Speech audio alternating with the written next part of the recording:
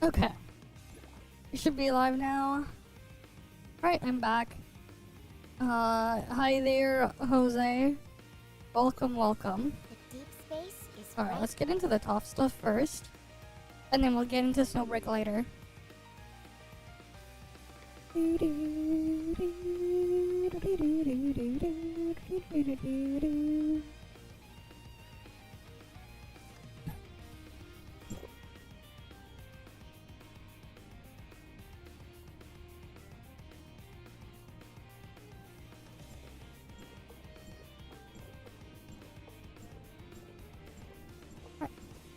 Gotta love, Sunshine Coastline.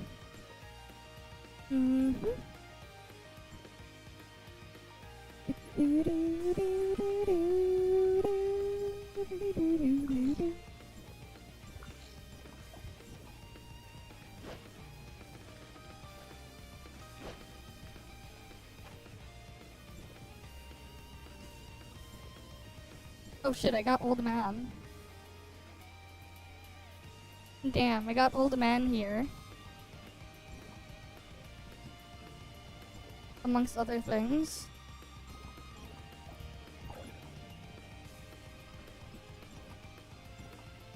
Alright, I want to leave Sunshine Coastline playing. So we'll do that.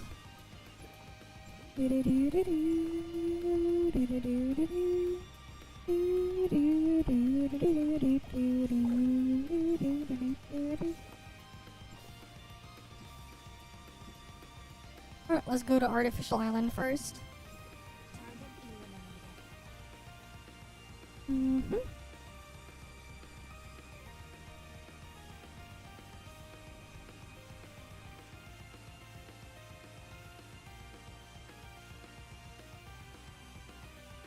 Oh shit, both of my accounts have, Old Man.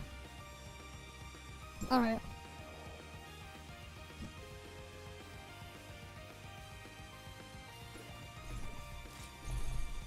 Time to look around for the Old Man then.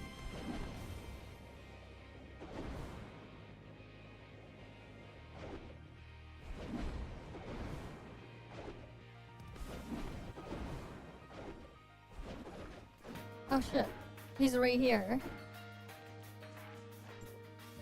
What do you got for me, Old Man?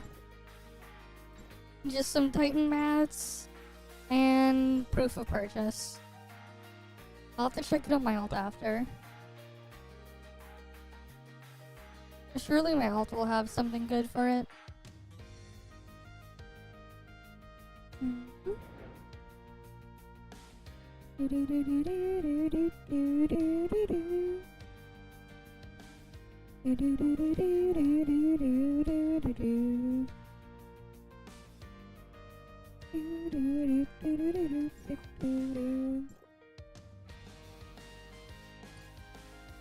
Oh yeah, I gotta get these.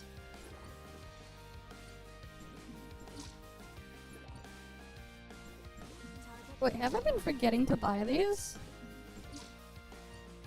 You know, I might have forgotten to buy these as of late. Some of the stuff in here. What's... Why am I getting pinged on Discord? Or whatever, what the hell did I get pinged on?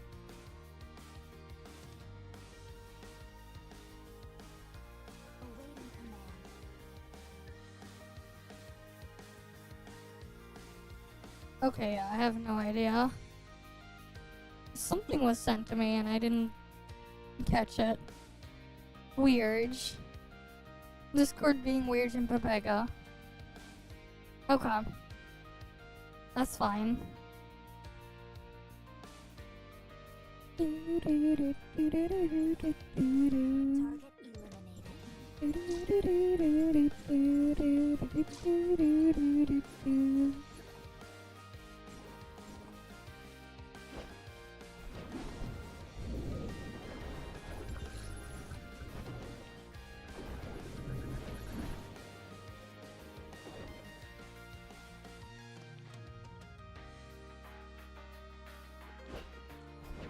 Right, I need to go kill the bosses.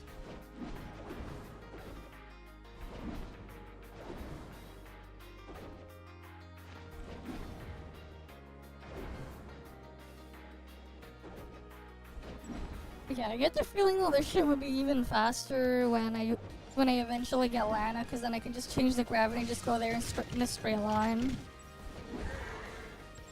to specific spots. I can just aim and just mess around with gravity that way. Okay.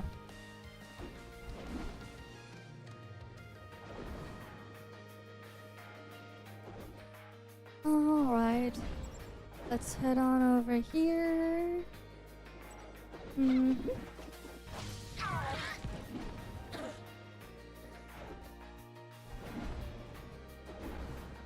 On my way over.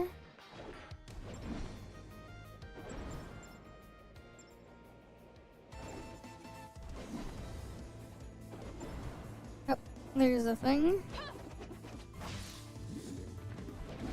Okay.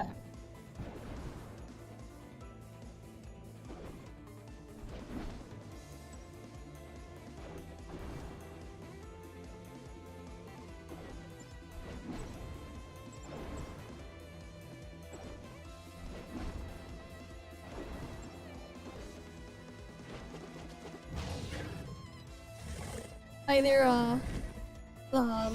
Lux, welcome. I got old man on my, things, so I'm going around doing the stuff on Artificial Island first. Because the old man decided to pop up. Right. Let's get on in.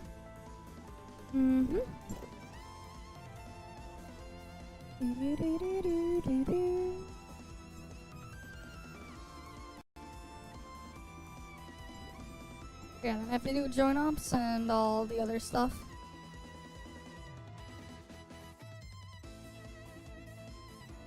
And then afterwards we can do the Snowbreak story. Okay.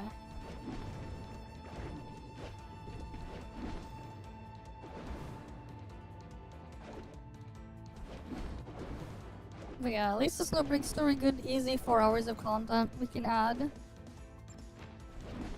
to this stuff to put to replay on loop later. Extra 4 hours. Easy.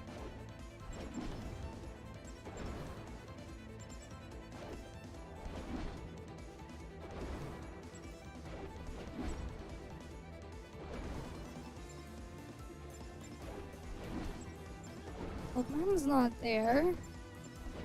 Wonder where he is. Hi, Ono Spirit. Welcome, welcome. But right now we're looking for the old man on the Gacha server. Because he showed up on Artificial Island on both of my accounts. So I'm just using Aster to get around to find him.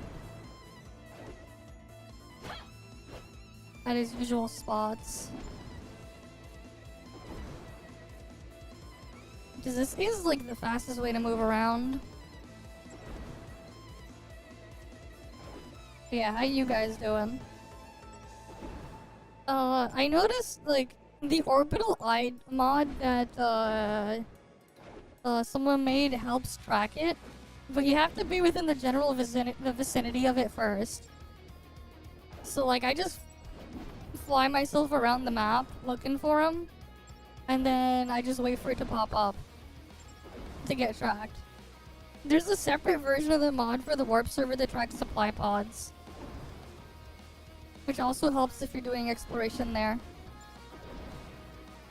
Highly recommend getting that mod set up if that's what you're doing there.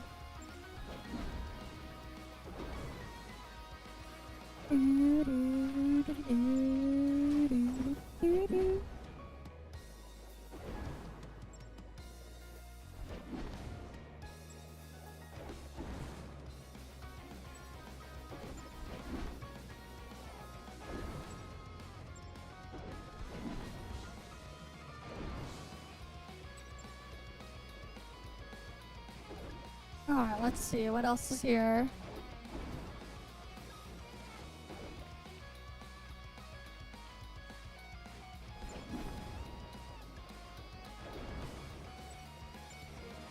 here he is. Let's go. What does he got? More Titan mats. Sure. Just exclamation point Discord and you can go join. Your account needs to be at least 15 days or older, and then you have to read the rules and react to the emote to get the role. Just, the link should work. If not, if it's not working, I'll have to update the link then. But I'm pretty sure it should work.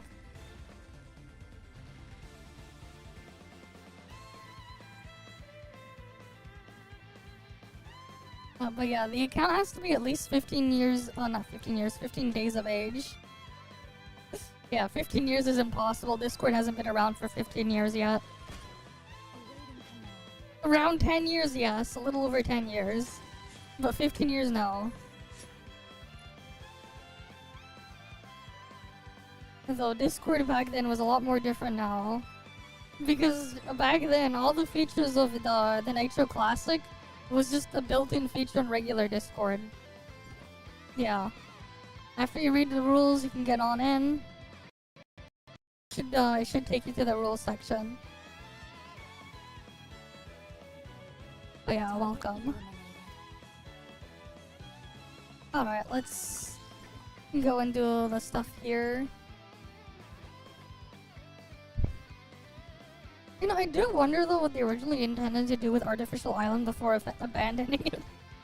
Because it's like, it feels like they wanted to do something with it at one point, but then it's just like, it's just there.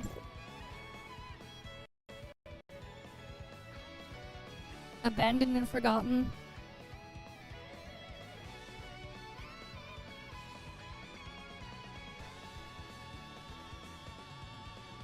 Okay.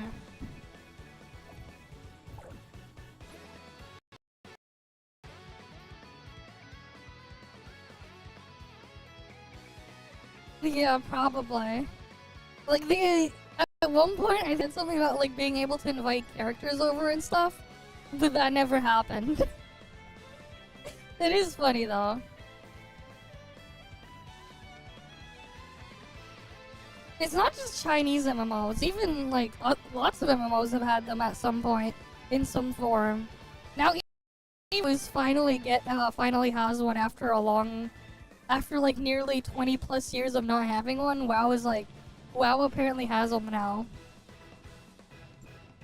Which is kind of crazy in its own way. It only took them over 20 years to finally do so. Better late than ever though, right?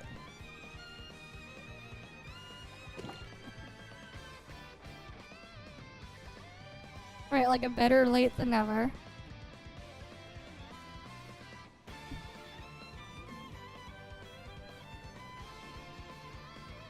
But yeah, apparently I got sent a bunch more stuff to react to.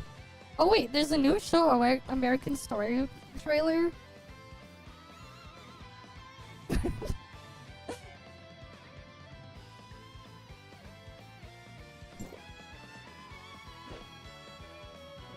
You know, probably. Like, the dorm system is like, it just feels kind of half-baked. But hey, at least it's like free and you don't really need to do anything for at least a basic access to it.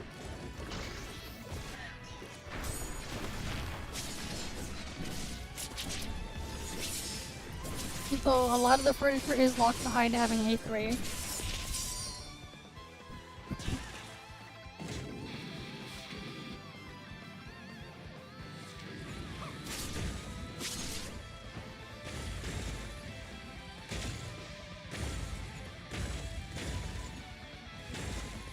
Yeah, there's just something about the Falco music stuff that just hits different.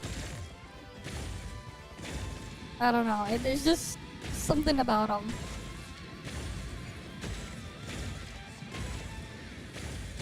Part of why I end up somehow just like overloading my my stream playlist with a lot of their music from various games.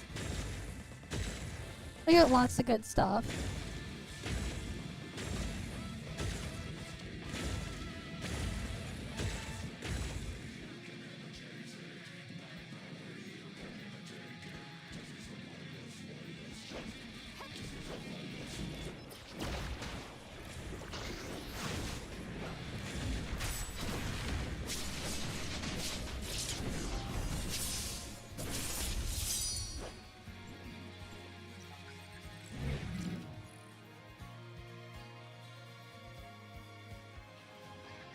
Yeah, it doesn't matter. There used to be a way to, like, skip it.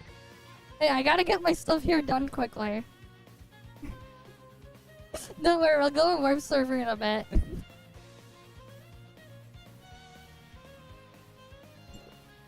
But hey, at least it wasn't late when I came back to the stream. After leaving it to AFK for a couple hours. Though I did go all over the place when it was out touching snow.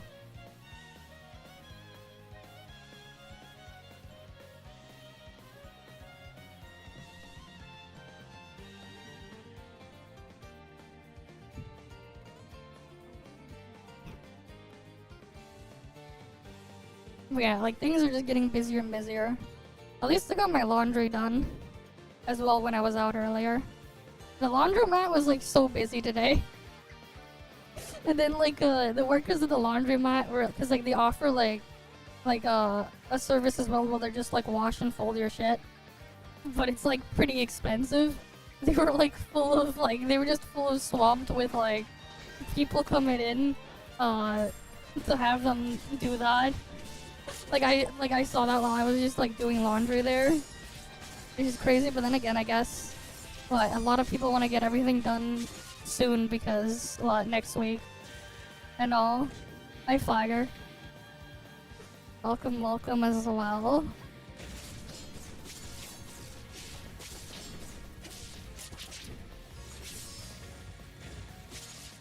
Honestly, this thing doesn't mean anything, this like weird minigame here. It doesn't really do anything. That said, there is a boss in NT I remember where this actually does something. Because like if you do the whole thing, this whole mini game, when the boss has like this weird phase in NTE, it will like just stun it or something. You could get it to like stun itself, which is kind of funny.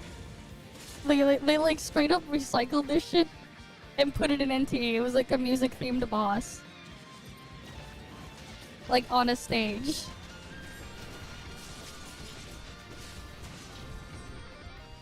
Though it has like a different UI pop up while you do it. That's what I remembered.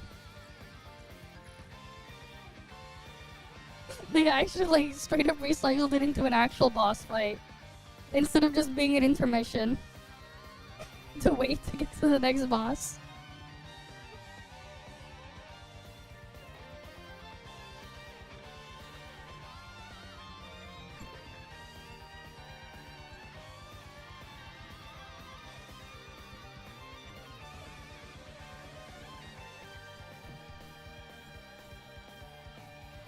We'll do one more, and then I'll have all my vitality spent. Even though I'm just gonna like just grind all the gear whenever I destroy the gear I got from there when I eventually sort through it. Because like, what else am I gonna do with that?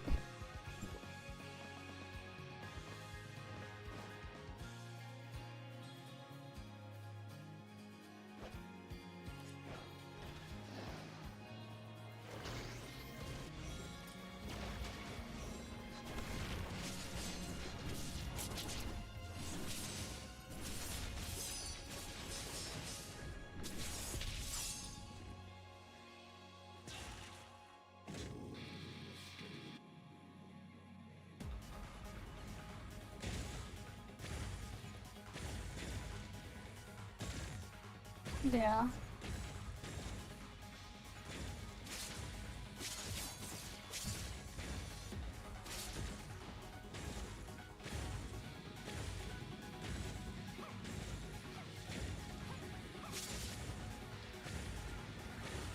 Refuse to participate in what?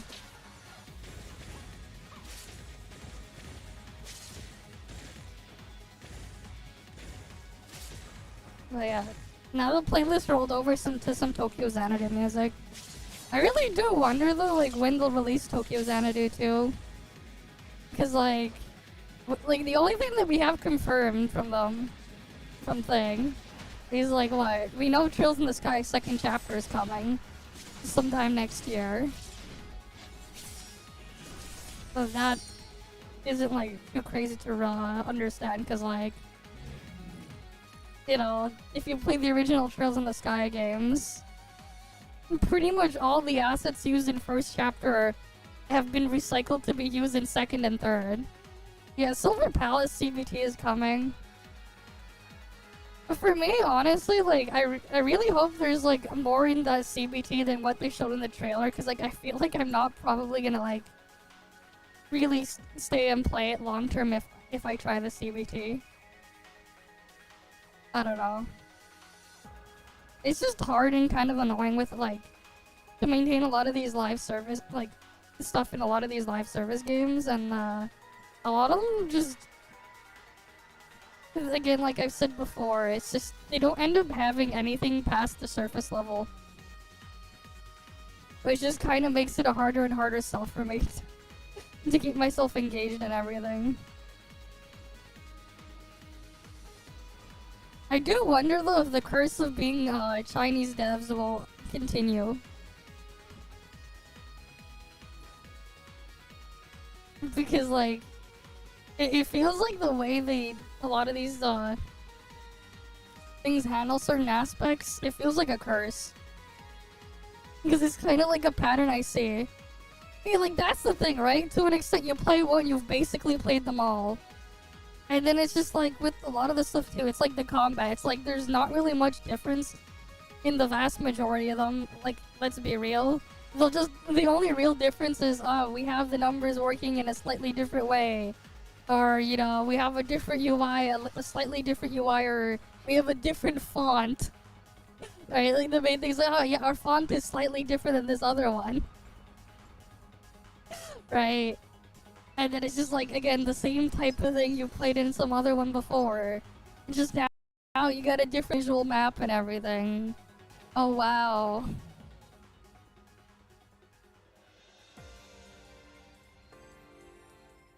A different title for the player, that too. Right, and it's just because of that. It's just like more and more over time. I just stop caring more and more, and just not. Oh, I'm no longer as interested or engaged with them more and more.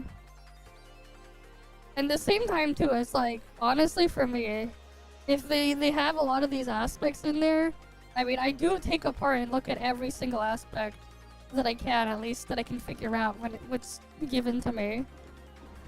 And because of how my brain works, I will try to calculate probability and everything to try to really see what goes on there when I can, when there's enough data. But because I do that, it's just like, whenever I just take a step back and look at what goes on in there, it just gets more and more depressing. But it's just something I do out of habit. Heck, if I had like endless amounts of cash to just keep dumping on everything, I'd probably pick up home labbing as a hobby. Actually, I can just imagine what I would be doing on stream and stuff like that. If I had like endless amounts of cash to burn and I was doing home labbing as a hobby, just imagine what the stuff I would be doing on stream would be. I feel like if things would be probably drastically different if I got super into trying to do that stuff.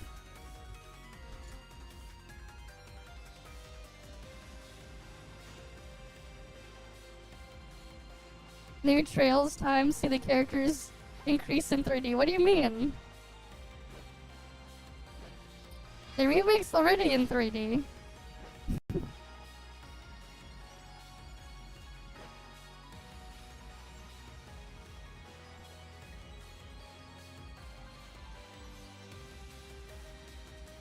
But yeah, it's like, it's funny like how I somehow found myself like while doing stuff out and like going through things and doing whatever with my life out there, like off stream and stuff when I'm just out doing stuff.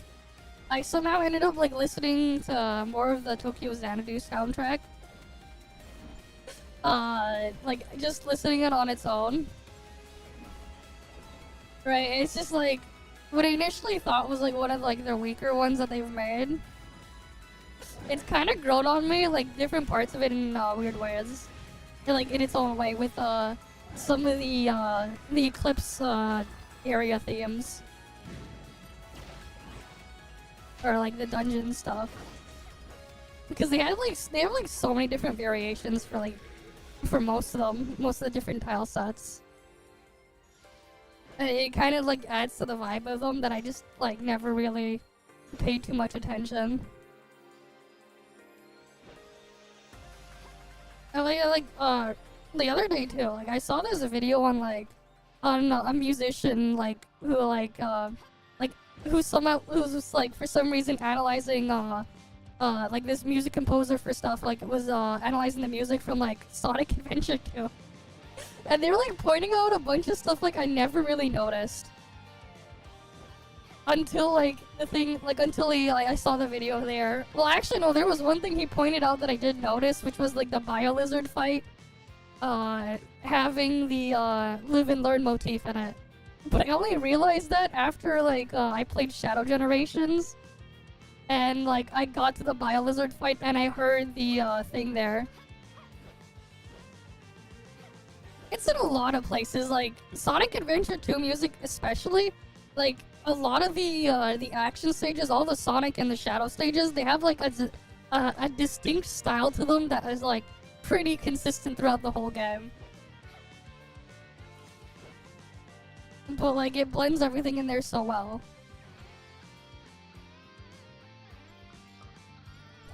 Maybe we can like look at it after or whatever. I already watched it though. But it's still like an interesting video.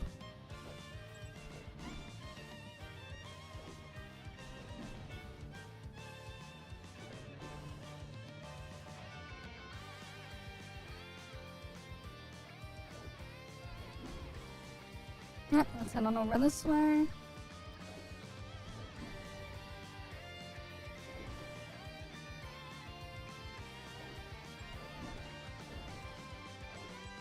Because there's some WL6s here. Wait, what does my alt need? Just skip the whole map. Exactly! Why not, right? Why not?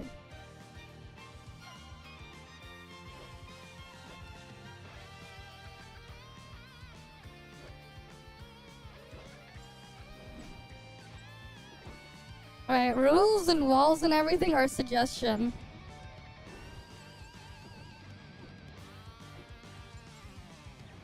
Damn. I'm like holding back on doing more of the story just so I can keep getting easier dailies for now for bounties. Because the way the game handles it is based off of your story progress. If you don't progress far enough, they won't show you as much. They won't have you go to as many areas. It's big brain. Big brain optimization, just do it later. And totally not because I'm lazy. Totally not because I'm lazy. And totally because it's big brain. To make it less effort.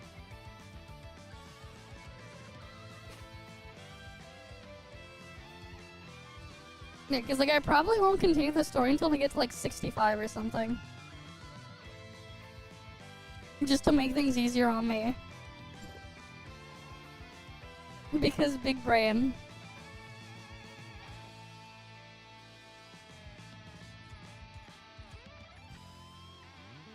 Yeah, it's cause like the way the stats and stuff scale, it's weird. They kinda like messed up some of the scaling in some of the later areas.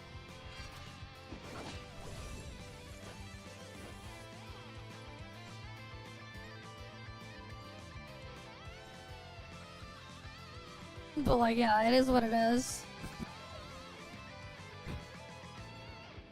You had to sacrifice a lot of random Leroys.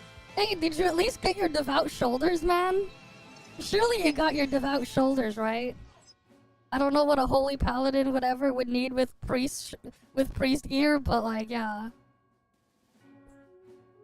You mean release 1.1? 1.1 is supposed to be next week. But honestly, you might as well skip the 1.2. I don't know though, like, should I like hold off and like wait to formulate my script for like a Duet Native review after 1.1? Or try to get it out like next week before 1.1 drops?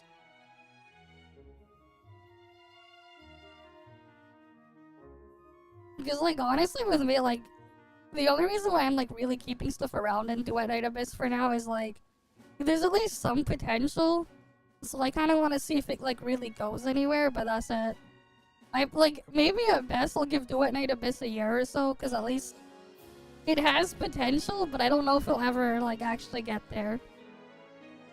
Maybe I'll give it at least a year, but any further than that, I don't know. At least that's how I see the stuff going on there personally.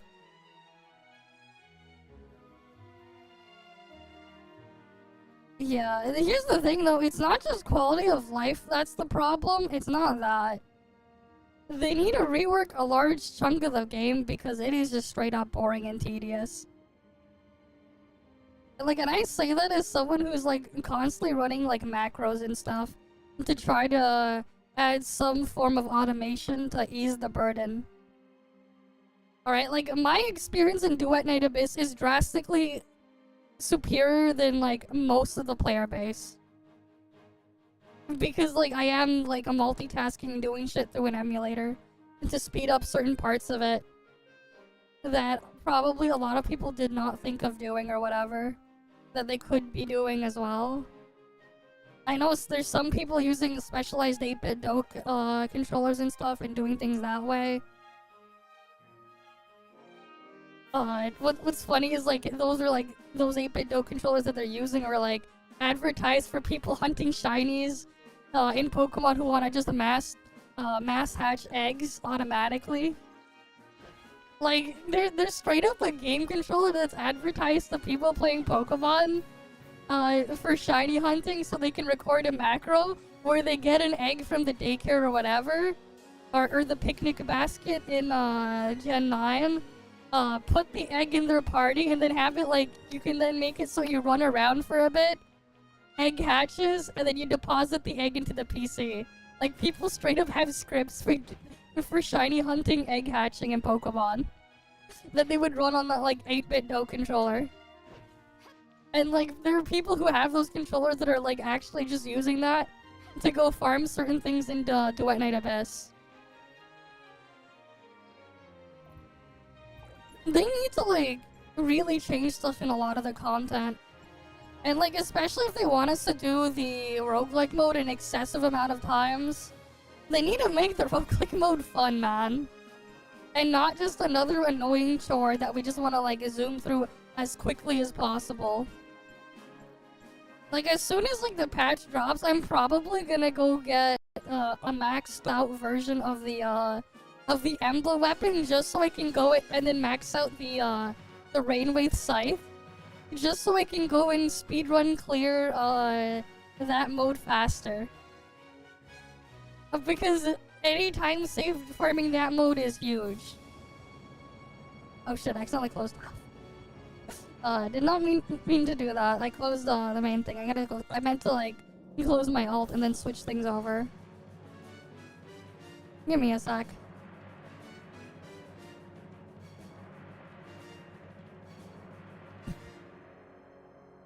Because we're gonna go into the warp server now. There's like all sorts of things, but honestly as well, the fucking immersive theater needs a massive rework. I know there's some guy who's crazy enough to try to get to like Act 1000 with their psyche in immersive theater. I question their sanity. You know, I question their sanity for going that far. It was already a struggle to keep myself awake to clear Act 53. And that was just so I could go get the fucking, the milk as well. I was already losing my sanity doing that. Deep space is right up. Like, they need to, like, actually make the stuff you do in the game fun. That's kind of the problem there. The foundation is solid enough, at least, where I can see potential in there. So like I at least want to try to give them a chance for that. They at least have a solid enough foundation, but that's it.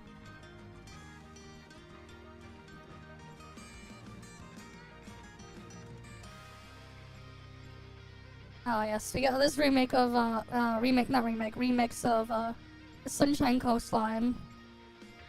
Like, speaking of as well, it's like, I really wonder what happened to the East 8 remake. Remake mobile version that was supposed to come out. Because, like, I remember seeing, like, even, like, TGS demo footage from before COVID, like, from 2019. Like, they already had, like, gameplay and stuff like that. They had, like, a test, like, I think, like, a year, was it 2 years ago as well. But, like, things have just been, like, so, like, silent from whatever was going on there. Like, I'm really curious.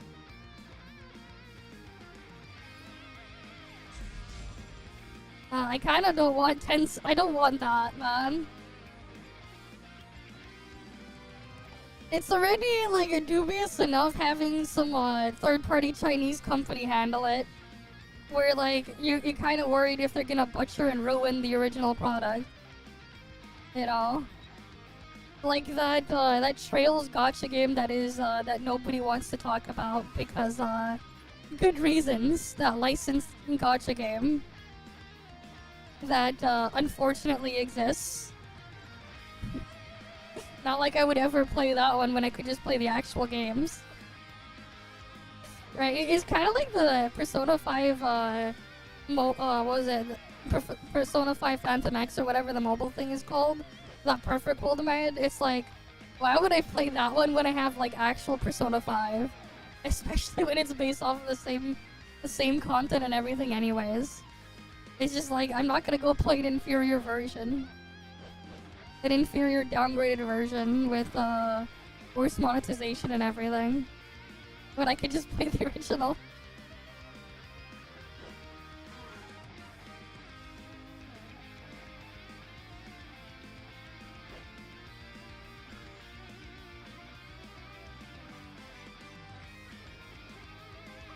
But hey, good luck to them though.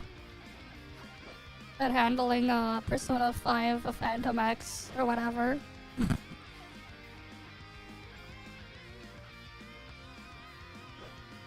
And it's not like I even paid that much for P5 Royal. I think I paid like $15 for it in a Humble Bundle.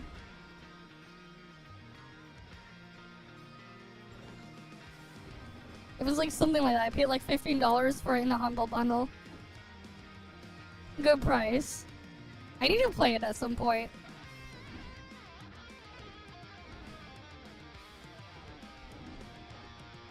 Like, if I can ever, like, try to find and get, like, more time to do stuff. Like, that's something I want to do for, like, next year. Try to play even more stuff on stream and everything. No, you have to manually graduate. You will... No. You won't automatically, graduate. Once you hit level 60, or once...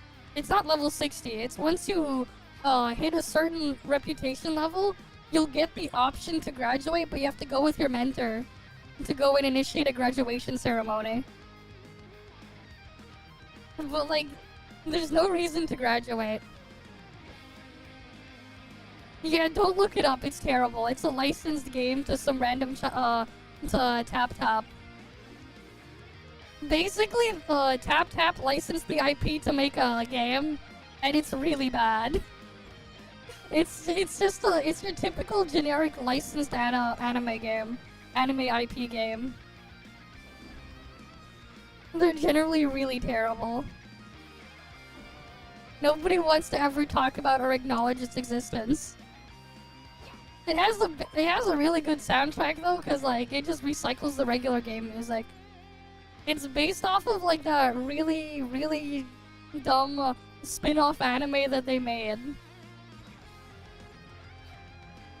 I don't think so. I have no idea.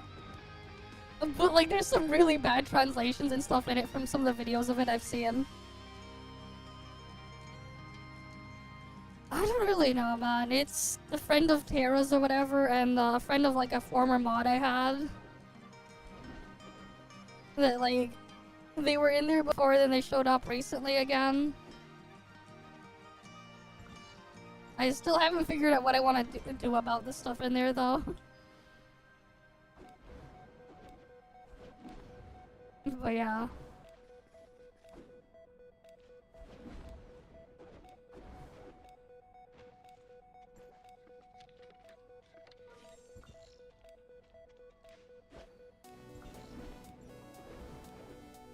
Alright, let's get down here.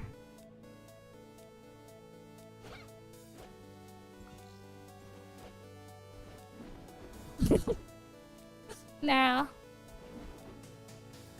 There's like barely any of them, and like the reality is all of them are in like in a special section of Discord anyways. There's like a special ToF CC Discord chat. Ever since Perfect World took over, the way stuff has been handled there is like, it's moved to like the main ToF Discord instead of a separate Discord server. Though I'm still in the old ToF Discord server with the old, Tencent employees.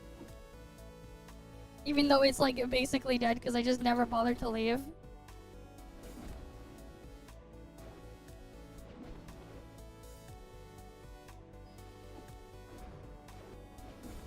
Yeah, because like they haven't really updated a lot of those features, man.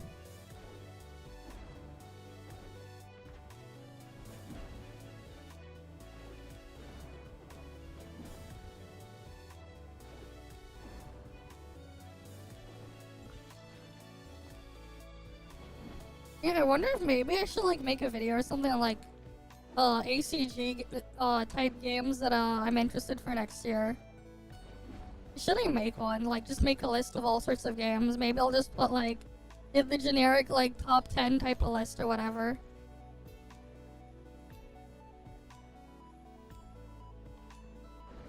The like for things in it, because there is some cool stuff coming out next year, like Maitreya. Of course, we got Controls in the Sky second chapter remake, amongst a bunch of other things as well. So it might be like interesting to put out.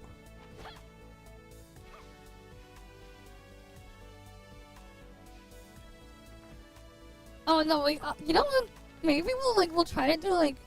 I have to figure out like what's going on, what my family's doing for like around New Year. Maybe if like if we can, I'll probably try to do something out that before then, before the end of the year, and like sort everything out.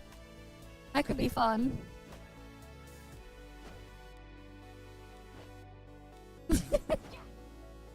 She's not even like whoever they are. Like they're not even a part of the thing. So like I have no clue, man. They're not even in the Discord or anything. They're just like not gonna do anything.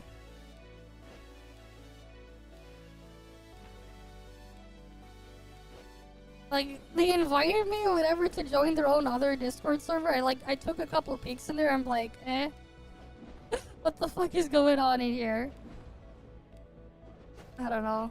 All I know is like they were banned from the ToF official Discord. It's gonna be for like the stuff I played in 2025. I played a decent amount of things in 2025. It's not really gonna be in there. There isn't a live service game in there. I'm gonna be honest, for like the games I played in 2025, like if I'm gonna put my top 10, none of them are gonna be a live service game. None of it. You know, like a lot of the games I've been playing, it's like I've been playing stuff off stream. And like I've said before as well, like I've recently just been doing a bunch, enjoying my time playing stuff in like Mega Bonk when I'm out. It's like the main game I'm playing right now when I'm like out touching grass, or in this case snow. I just grab and I play that on my Steam Deck. Been having a ton of fun with Mega Bonk recently. Good stuff there. But yeah, like it's funny how like it's like I can go play like Mega Bonk and stuff like that for like hours and hours on end for like a roguelike mode. But then it's just like I'm like falling asleep when I go into the roguelike mode and do Night Abyss. It's like, bruh, why can't they get it right? They make the mode actually fun and engaging instead of like another chore.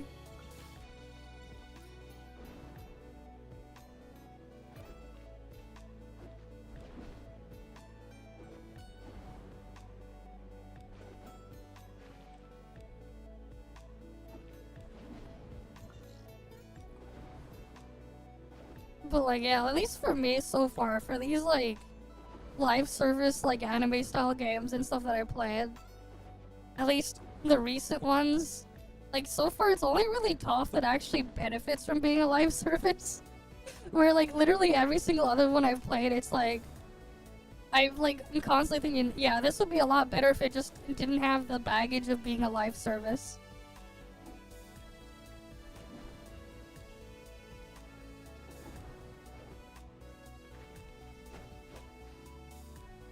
But, you know... They can't milk ungodly amounts of money that way. And that's what it's all about with them. Gotta give people their next serving of crack or whatever. With their and fuel their gambling addiction.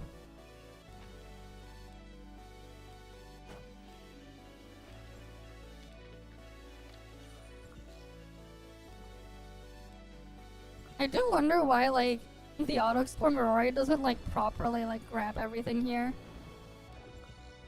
Kinda weird.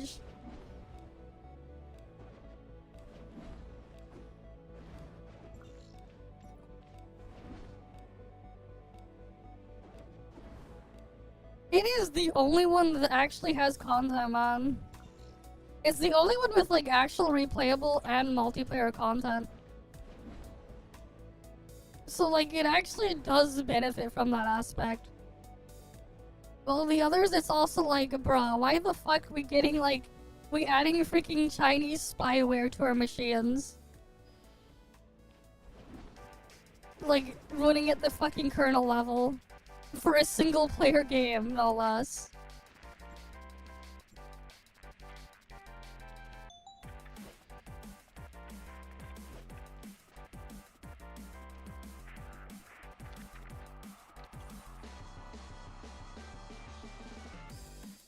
Exactly, and like the thing is too, their content output just does not justify the stuff that goes on in there either, man. Like, it just doesn't.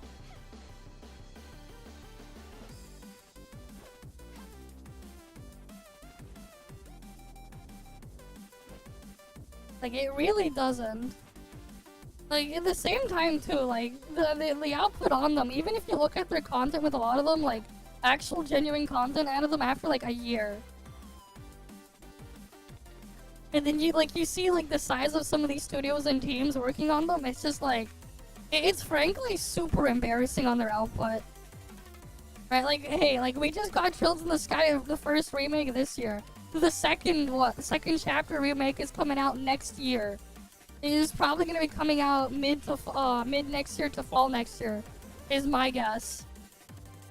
The company that made that game, they make their own game studio in-house. They're not using Unreal or Unity or Godot or anything. Their own in-house game engine. They're maintaining that.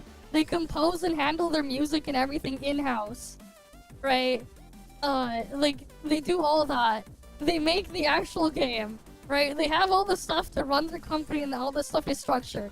They have barely over 60 employees. Yet they can somehow crank this stuff out. Meanwhile, it's like you see like some of these games with like absurd budgets in the tens, if not hundreds of millions. In the case of like Lua or something, where they have literally more than 2,000 plus employees. And then you see what they put out, it's just like, what the fuck? What the hell are they doing? Which is why like I ended up making the joke, they probably all have like 2,000 plus clones of Yandere Dev working on the game. For what they put out and like what they do to be so abysmal. It's so like tiny for the thing in there. And it's not like they're putting out like crazy polished, you know, super high quality stuff in there as well. You know. And it's not like they're putting super optimized things as well. Right, like apparently I heard freaking Lua 3.0 is gonna jump from like 70 or something gigabytes in size to like 150 or something. I saw some people freaking out. I'm like, what the fuck? What the hell are they actually doing, man? Like, it definitely gives the vibes of they probably have like 2,000 plus clones of Yandere Dev working there. For that to be the case. It's like, bruh.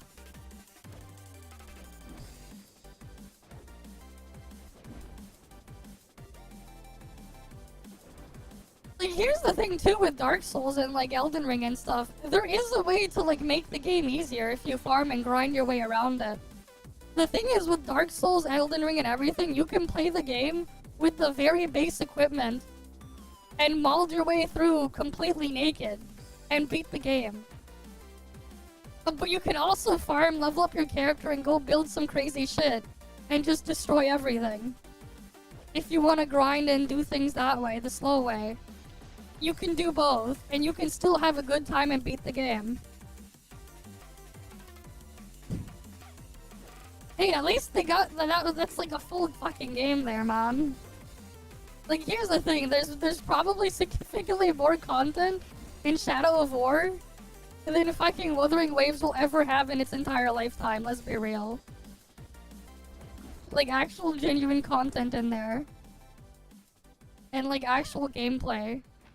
There's probably a lot more in that 200 gigabytes than WoW will ever have in its lifetime. Realistically speaking.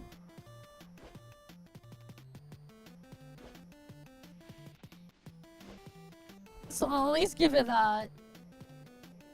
I mean, I already thought it was absurd when like the FF7 remake on Steam took up 100 gigabytes. And I'm like, bro, it's not even the full game.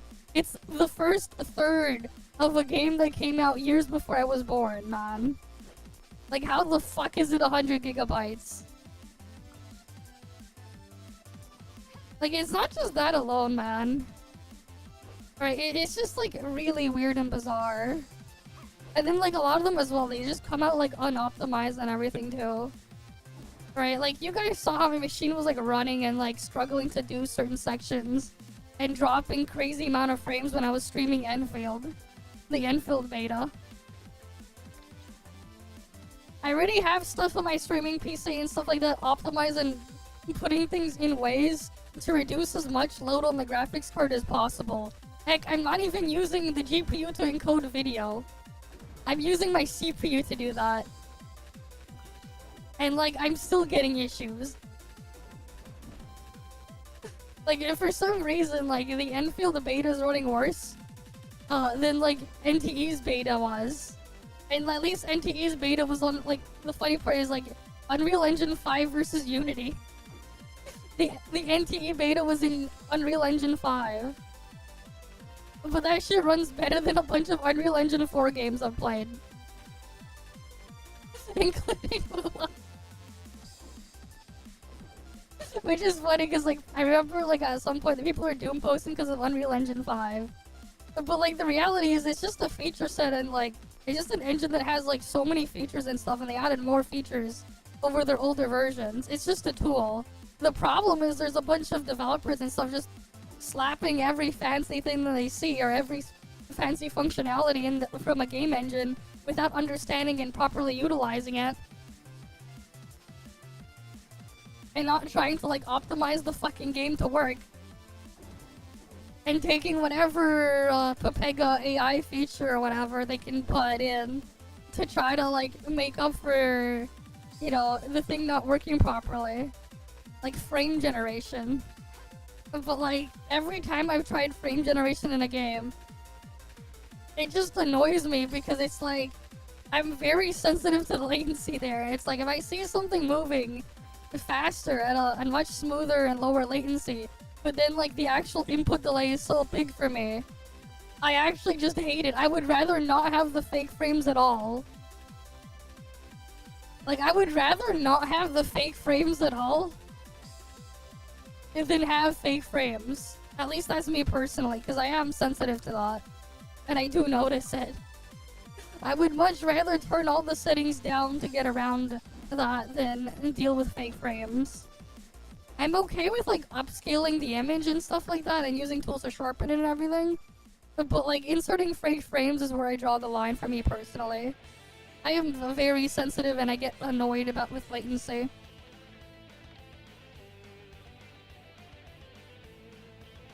To an extent, yeah. It just feels like NT is the only one that's actually trying to at least do something. At least from what I've played in my impression. Because, like, the NT is the only one I can actually just mess around with and actually have fun with. EnVtuber isn't even the same type of game in there. But, like, they've enshittified everything in there to where, like, it feels like it's almost the same type of thing. Who cares about some stupid war, man? Like, a lot of the people are just fucking dumb, man.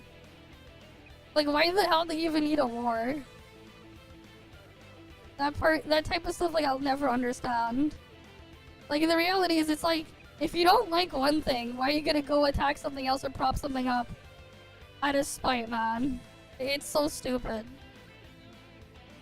Why waste your time doing that? Right, it's like, imagine wasting all of your time to do that type of thing. I guess it's one thing if you're just farming slop, and milking views and stuff for money. Terrible type of thing to do, but it is a thing that people do. Even worse when they freaking don't even put in the effort themselves and just AI generate their slop.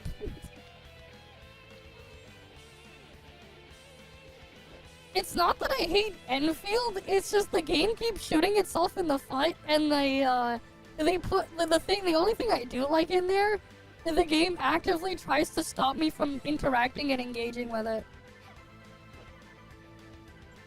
The actual closed beta 2 is a massive downgrade over the original one they had a year ago. The closed beta 1 for EnVtuber is significantly better than what they had in closed beta 2. They listened too hard that they ruined the actual game. I mean, again, like, it's like the creator of the Civilization series said, you know, gamers will optimize the fun out of the game when given the opportunity. Like, that's an actual quote. I might have ruined the actual phrasing of it, but it's a quote from the guy who created the Civ series. So, I mean, like, he's not wrong. And, like, it really does feel like that. They've optimized the fun out of the game.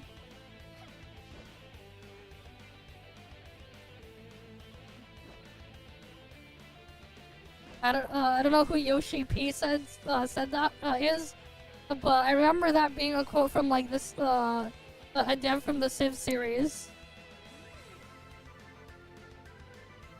And, like, yeah, it's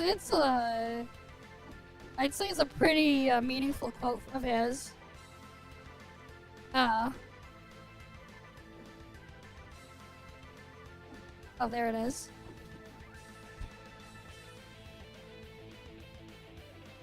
But yeah, like, for me, the only interesting part of EnVtuber is the factory. And if I'm gonna play EnVtuber, it's purely for the factory. I would just skip everything else. And, like, again, it's like yet another 3D gacha game with an open world or whatever that makes me want to do whatever I can to avoid combat as much as possible. Because, like, I'm not having fun with the combat. After, like, the visual flair and fluff wears off, it's like I just want to avoid it as much as possible. And they somehow made it even more annoying and tedious to deal with, because you can't even interact with objects or teleport out of combat. So, like, you're just forced to, like, kill everything. But yeah, like, again, like that's, like, an important factor for me, man. That's why I really like that quote as well from Reggie, the game is fun quote. Because, again, like, it is a very important part of a game.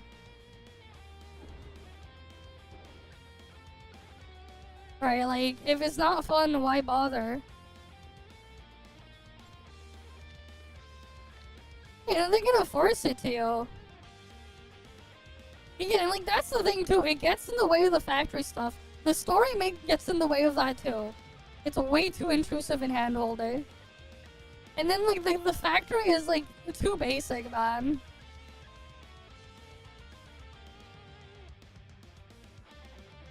Like, realistically speaking, like, if I was gonna go spend money to whale on a character in fucking, EnVtuber, for example, I'd much rather just go buy a VPS and run, like, a a satisfactory server for a couple of years. I'd rather just rent a VPS or something. I'll have a way better time doing that. Or better yet, I'll just build my own VPS. Thankfully, like, I could probably build it out of old X99 boards and buy some DDR4 ACC RAM because, like, ECC DIMMs are still cheap because, like, nobody's buying them. Because the only people who would be buying them are people using old server stuff. It's just that, like, all the modern servers that are being used, like all the modern server chipsets in the past like 5 years, they're basically all on DDR5. None of them are using DDR4. So you're just getting scraps from like these data centers that are being recycled. That's why they're like on the cheap still. And like you can't put them in consumer boards because they will not work. Registered ECC DIMMs will not work on your Intel DDR4 board or your AMD Ryzen board. They will not work. You need to have a server board that can accept ECC registered DIMMs. Because part of it is because they're electrically different with some of the pinout stuff there. Part of it is because they have an extra chip in there for error correction and a couple of other things that does not exist on the regular basic spec for DDR4. And the same thing will be the case for DDR5 in a couple of years. Like, the same thing. And it's not like those chips are like really that slow or not that performant. They don't. They're on DDR5. The only HEDT platform today is from AMD. Because Intel is like basically out of the market. Out of like producing HEDT stuff. And AMD's been on DDR5 for a while on that platform too. The Threadripper 7000 and Threadripper 9000 series, they're all DDR5 only. Those things are like crazy absurd. Man, like they have a freaking 96 core Threadripper. And like each of the freaking CCDs on that thing. You know, it's like on par with a Ryzen 9700. Each of like the 8-core CCDs. Like that thing is like insanely fast. It consumes an insane amount of power too. It's like 500 watts or some shit.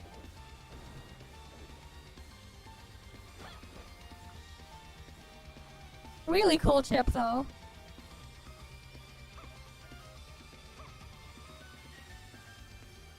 But like, yeah, like I would much rather spend my money on that. I mean, like the thing is too, to like plug in a 2000 watt power supply, I would need to get an electrician to like rewire stuff. Because like, you know, regular 15 amp circuits in North America isn't gonna handle that.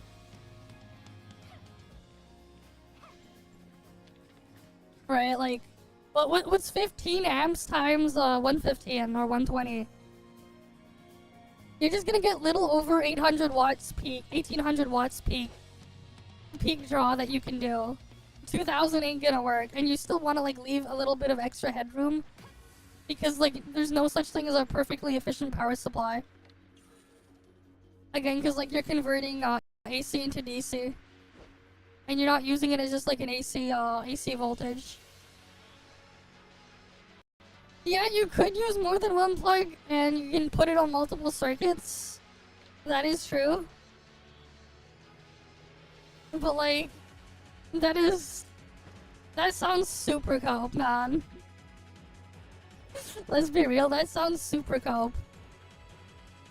And kinda dumb to do. But yeah, you can do it. It's like the same kind of energy, like you can go the rest of your life without breathing. I mean, it wouldn't be long, but you could technically do it. Should you do it? Hell no. But like, it's technically correct. You could technically do it.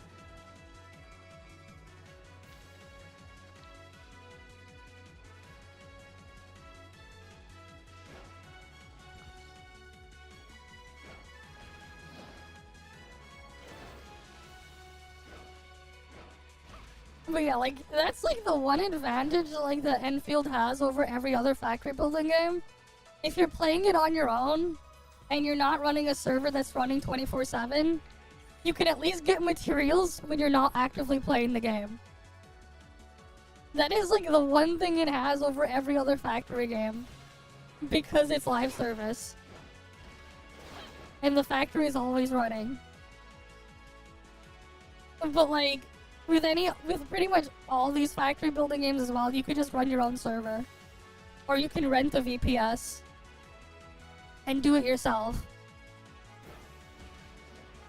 To get that same effect.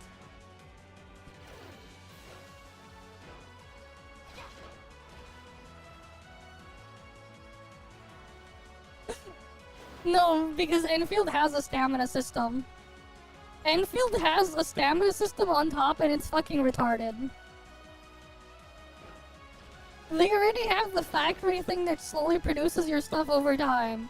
Why the fuck do they need an external stamina system over top? It's so stupid, man. Like, actually so stupid. It's part of why it's just like the game shoots itself in the foot.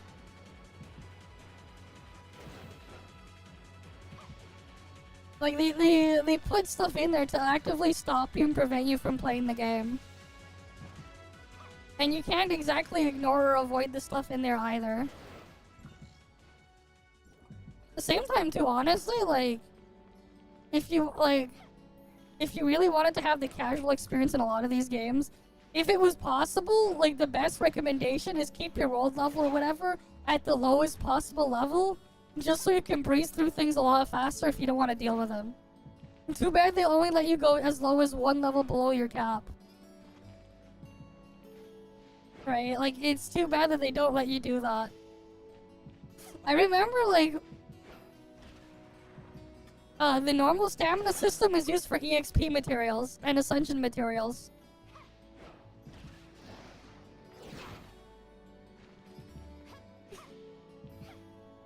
It's so dumb, man.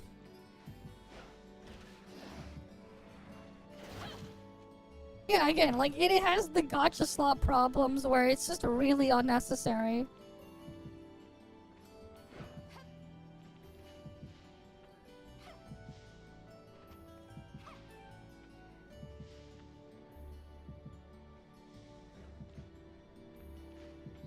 Which again leads to the thing where I say again, the game constantly shoots itself in the foot.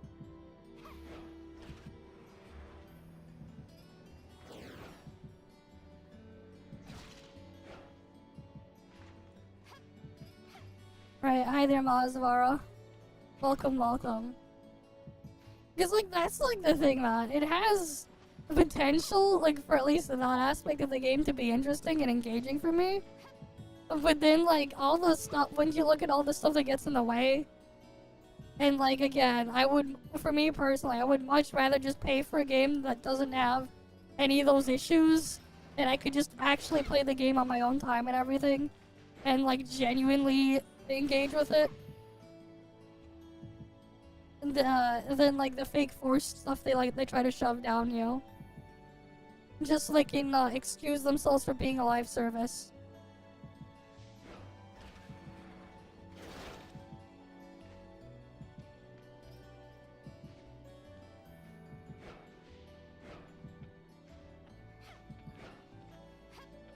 And, like, I've seen some people come with the excuse, mostly Steambun, on when he's in Mr. Cake's server, where he says, but it's like basically like a playable anime or whatever anymore. And he basically says it's been my replacement for watching anime or whatever. As if you can compare the shit that they throw at you, especially like the Chinese ones for how they handle the story. With even like some of the crappiest, trashiest, generic isekai anime that they throw at you. Because I'm pretty sure even a lot of those have more merits. When it comes to their story, if they're gonna like have a lot of those tropes anyways, where a lot of these games are just like the MC is this crazy powerful thing that all the characters or whatever are throwing themselves at and all that. Because like I feel like at least some of those can have at least more merits to them.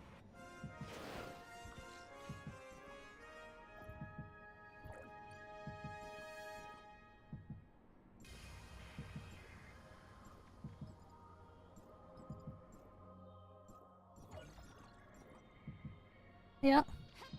That too, they don't let you fight enemies to get, like, actual experience from them. They give, like, negligible amounts as well. It's like, bruh. But yeah, like, that's the thing, right? It's like I said before, too. It's like, it's an extremely tough sell on me for a lot of these games. If I can just think of other games instead that I'd much rather be playing that provide similar enough stuff without having any of the problems. It also helps how those games that I think about end up being superior in basically every way, except for maybe graphics and visuals. Because a lot of those games are made on, like, shoestring budgets by very small studios and teams anyways. But, like, again, like, for me, fun trumps all. And, like, again, like, genuine engagement versus artificial engagement also trumps all. Playing and doing stuff in the game should be a want, not a need. It shouldn't be a need, it should be a want.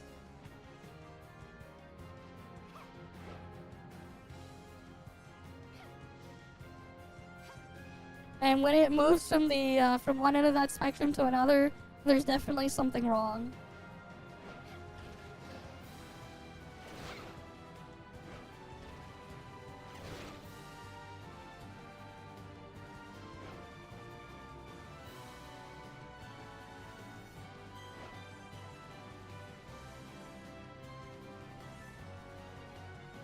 Yeah, same, man. They really can. It's, like, really hard. And, like, it's the same thing too, right? It's like, can you imagine those games if they removed the gacha part and just sold you all the content they would have in a year and released, like, yearly expansions with whatever they would have added in the next, like, a major big patch cycle over the course of a year? And then, like, how much would you be willing to pay, if you would be willing to pay at all, for that content they would put out there? And they would just remove all the live service bullshit aspects in there. And it's not like they can't just keep multiplayer stuff anyways, because it's not like, you know, they could come up with ways to just add peer-to-peer multiplayer or whatever. Heck, you know, the Mad Lads, like, modding in the Sonic community, they found a way to reverse engineer parts of the Hedgehog engine too, to add multiplayer into fucking Sonic X Shadow Generations and Sonic Frontiers. There's a mod where you can play those games multiplayer. They even have, like, PvP and stuff as well with the mod, which is, like, absolutely crazy. I messed around with that, like, earlier this year myself off stream. I had a bunch of fun with that. It's, like, a pretty cool mod. Like, that's the funny part too, like, just one random dude in his basement or whatever, on his own time, can come up with a better multiplayer mode than these fucking multi-billion dollar gacha companies. You know, with thousands of employees in some cases. One dude can come up with a better fucking multiplayer mode that can handle a lot more players. And allow, like, all this stuff to work without issue.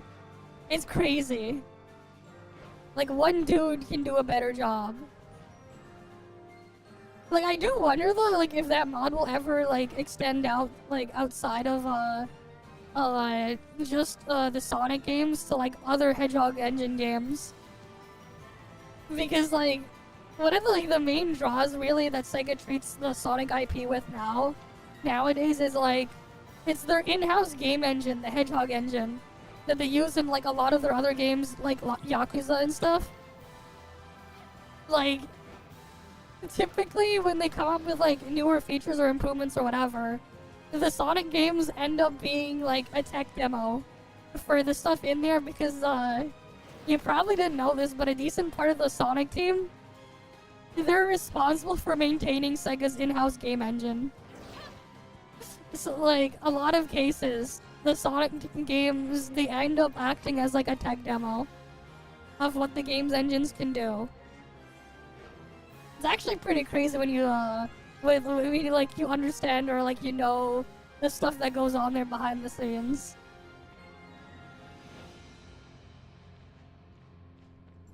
The fact that like some random dude was able to like figure all that stuff out is pretty crazy.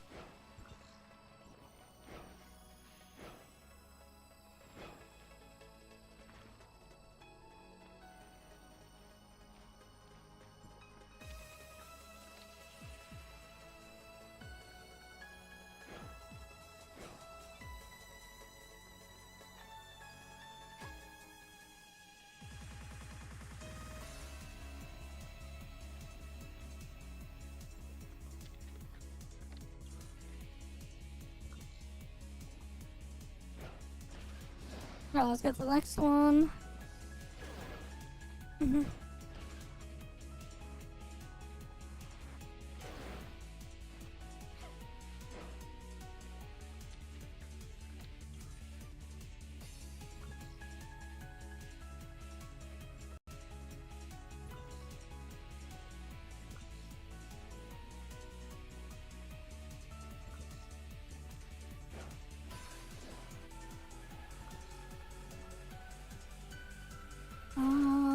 Let's see over here.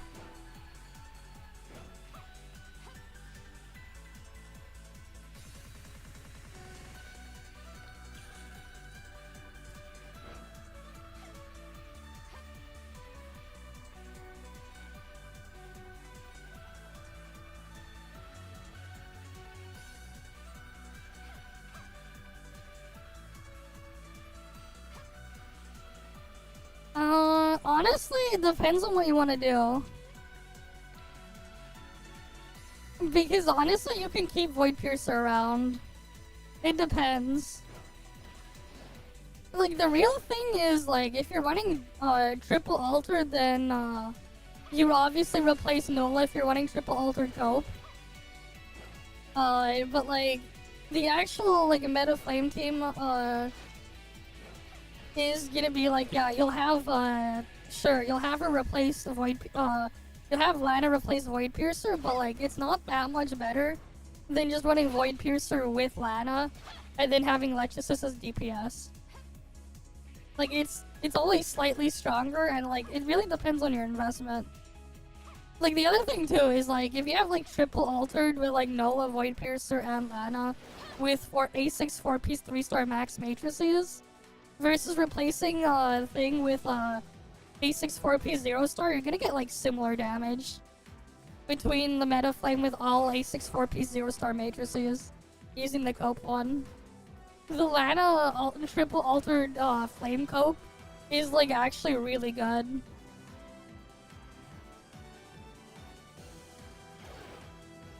It's like pretty competitive.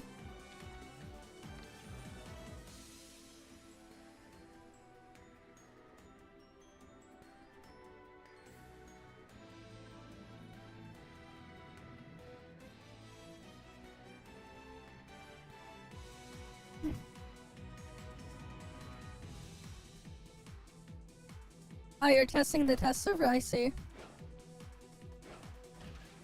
But yeah. I mean, like, what you can do is just, like, play them and test them on the cactus. Right? The cactus is there, and you can just see your damage.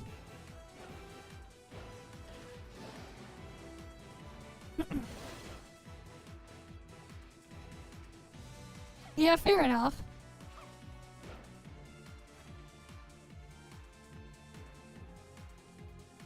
Yeah. Gotta clean up and make sure the stuff doesn't, break when they get through.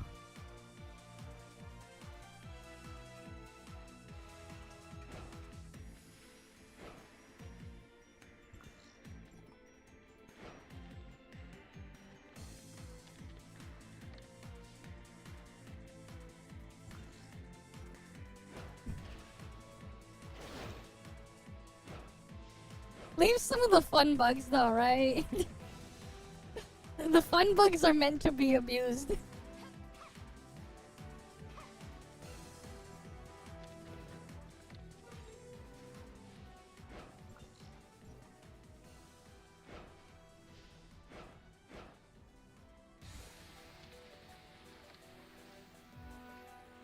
That is true, it is 50-50. I miss a lot of the older fun bugs, man. I miss the old cyber arm slingshot, grapple slingshot. Those were the days, man. It's something a lot of players will never get to experience if they never abuse that bug. Back when we had it.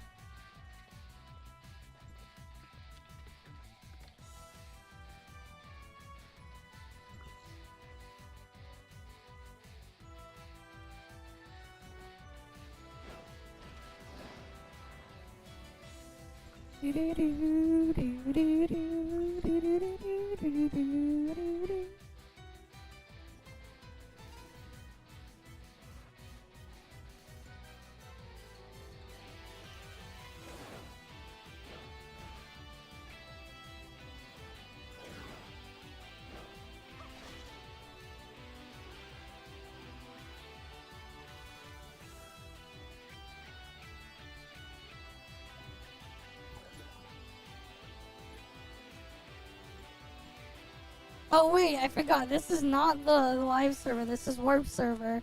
I don't have my mount.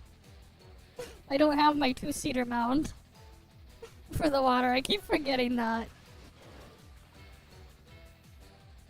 Right, because otherwise I'd normally be able to get out of this. I should just go and unlock the jet board.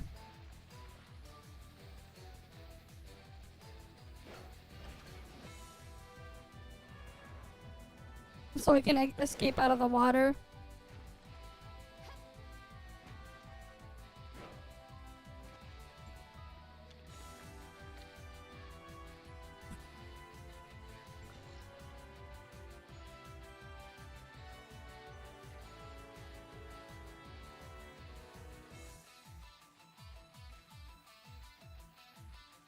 At least I made a decent bit more progress there.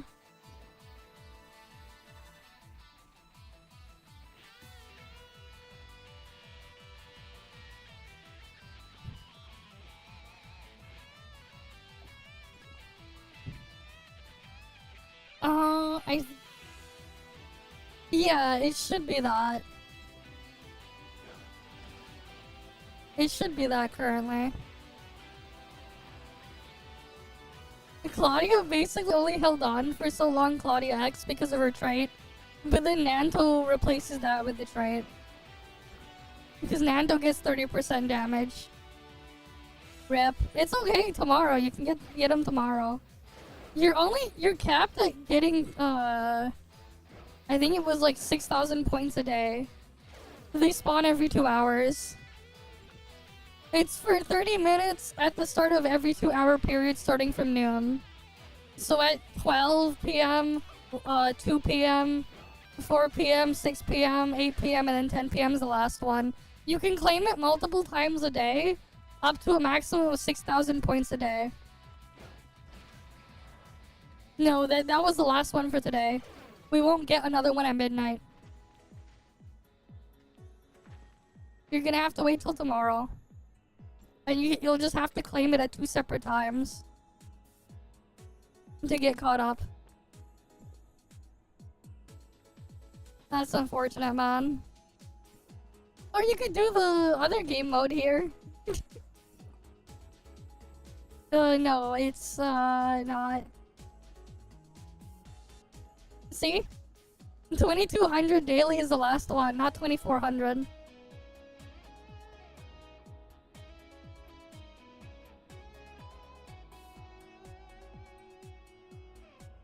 Yeah.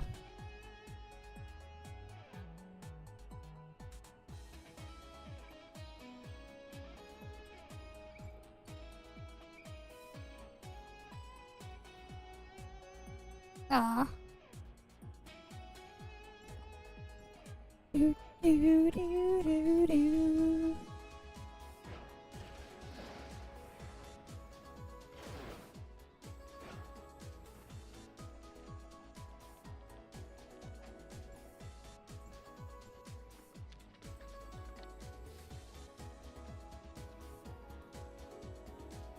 I see. Again, no, they've done that event multiple times in the past. The best version was when they had the Evo collab and you could use the Evo collab weapons in there. Ray's weapon and Hilda's weapon during that one was stupid busted. Like, the meta for that mode before was you would get Hilda and use Ray's weapon in the background, and then you would just start shooting.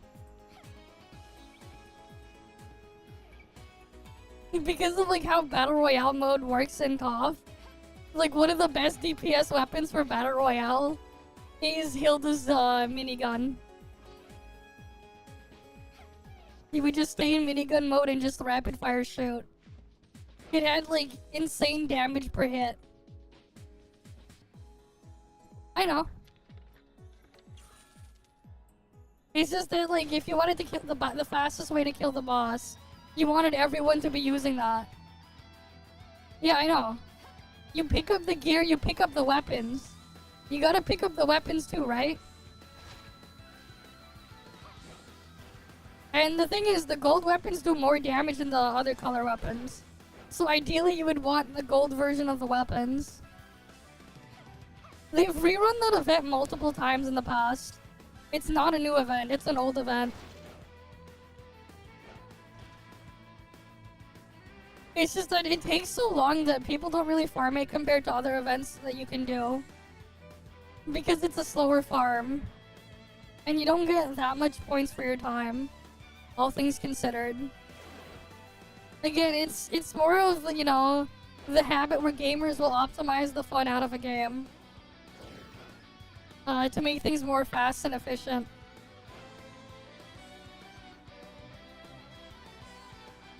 It's just another consequence of that.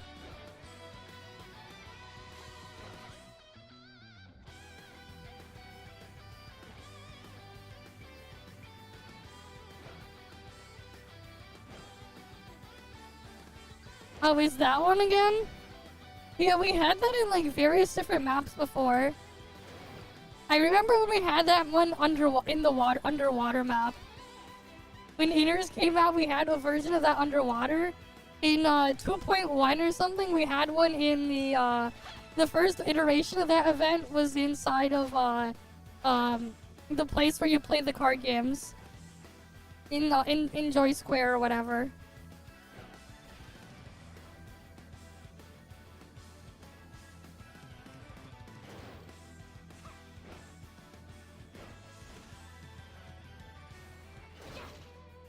The thing is though, for that game mode, unless you get like a bunch of people to like make a party to just force the whole thing, so you can rig the match, it takes a really long time to clear. Unless you rig the match. Which is what people eventually started doing when we had that event the last time. People would just start rigging the match to get it done quickly.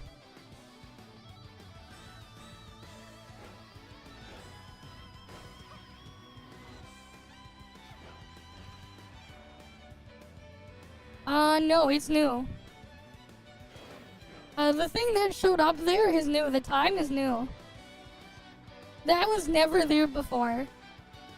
That is a new feature. The game now is showing time there. That was never there before. Pretty neat new feature.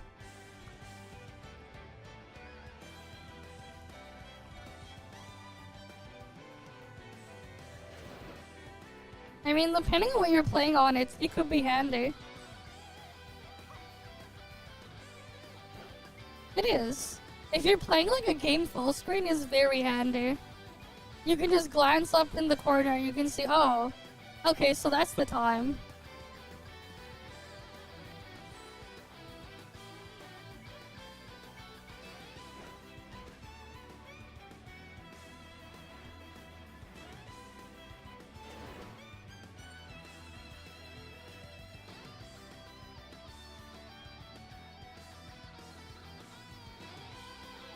But yeah, once you get all the weapons, the button disappears to get your weapon pulls. I can no longer get them. I don't think it's server time. I thought it was real time. Wait, is it actually server time for you? Because for me, it gives me like my local time. I guess my local time is server time for North America. My local time is server time. Because I think like their servers are in like New York or something.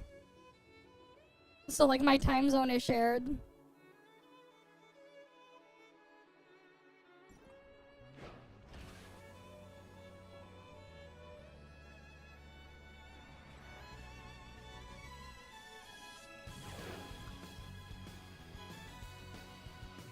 Man, there's still so many of these.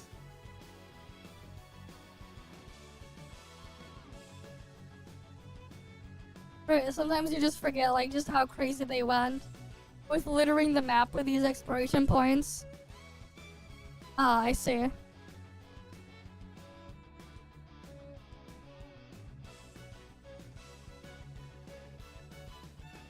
Okay, so it is server time.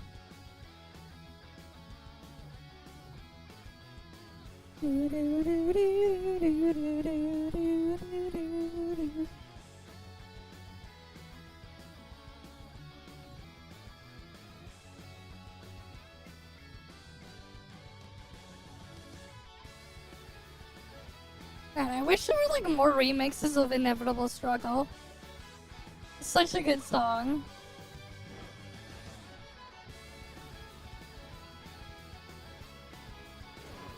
Surely, Trails from the Zero and Trails at Taj will get the Trails in the Sky remake treatment, right? Oh yeah, for sure. If you're in a different time zone, it's helpful.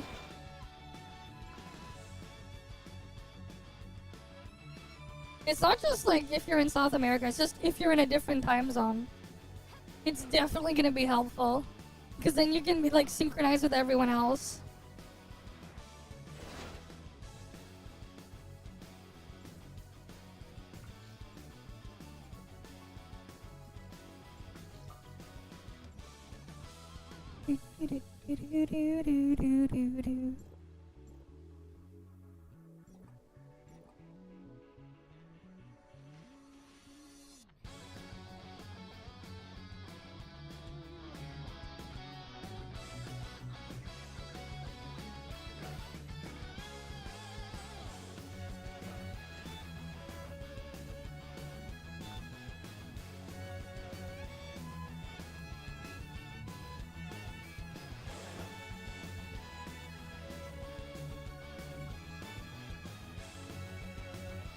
Yeah, I'll finish Meroria later.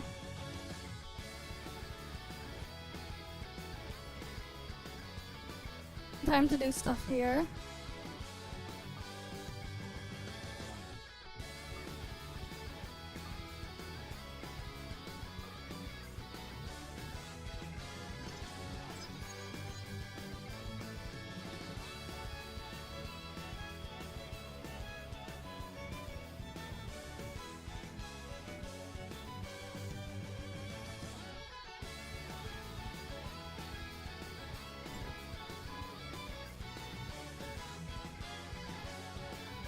Oh, apparently Silver Palace, they're having a thing where, like, if you apparently follow or retweet or whatever, you can RNG test access. Or something. They're having a promo for beta access there, where you just follow and retweet for a chance for their Twitter post. Interesting.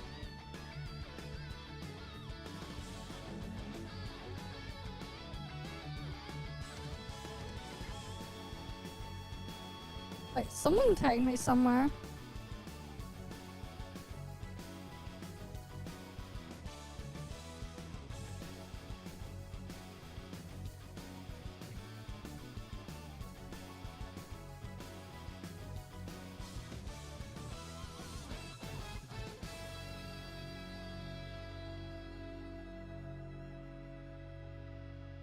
No, that wasn't what I was pinged for. Someone pinged me in Mr. Cake's Discord on something. I was just like quickly scrolling through. I'm like, what's going on here? And like, oh, they like reposted the thing.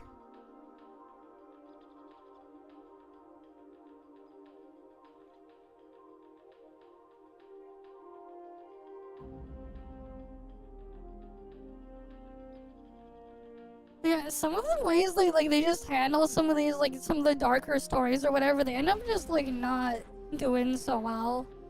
I don't know. Honestly, it's just something, like, entertaining and fun can go a long way. Because a lot of the time when they try to do a dark one, they just take it in the wrong direction. And it just ends up just being kinda eh.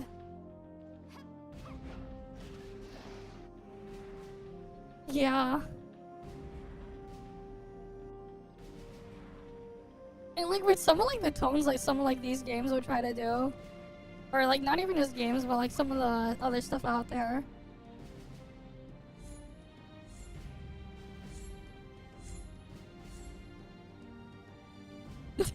Oh yeah, I should put that. I should. Because like I'm at least down to try it. But like, you know.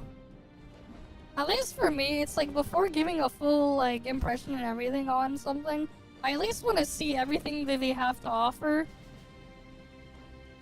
Like and like see further enough before, you know, making a decision at least. I'd rather like make like actual like informed content or whatever than just farm stuff for clout. Because like, well, the other one in the short term, with the clout thing, you can get a lot of stuff there easily. I feel like it's just gonna negatively impact stuff far more in the long term, and I'd rather not.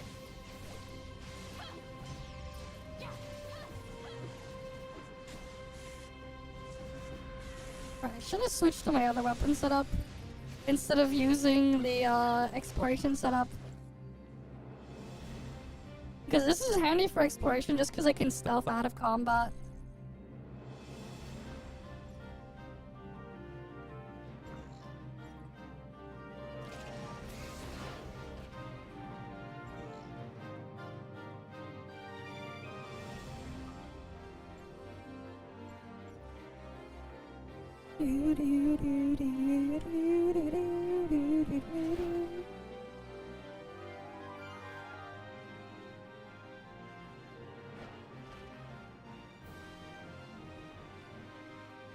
Wait, do they have like a survey or something to fill out for the thing there? You know, let's go check it out if they do.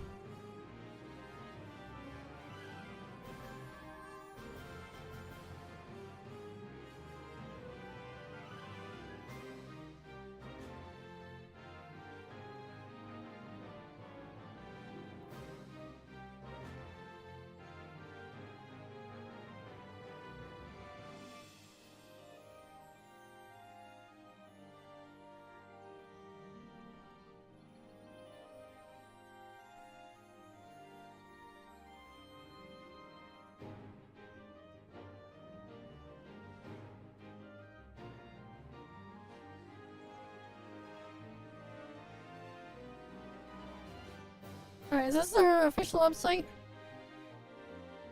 Sign up for test. What can we play here? Agree and join.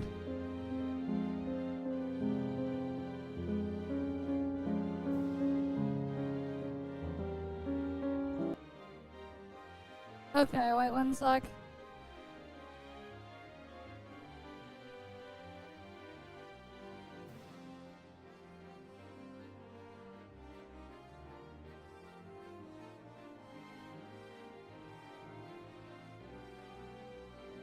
Alright, let's see. All you need to know is, like, I'm in my 20s, that's it. That's for me to know only. What devices have I played on? This? Others being Steam Deck. I don't play games on phone.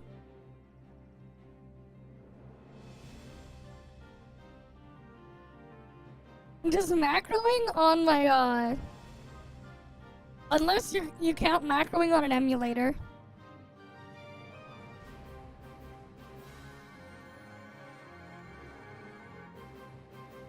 My graphics card isn't here.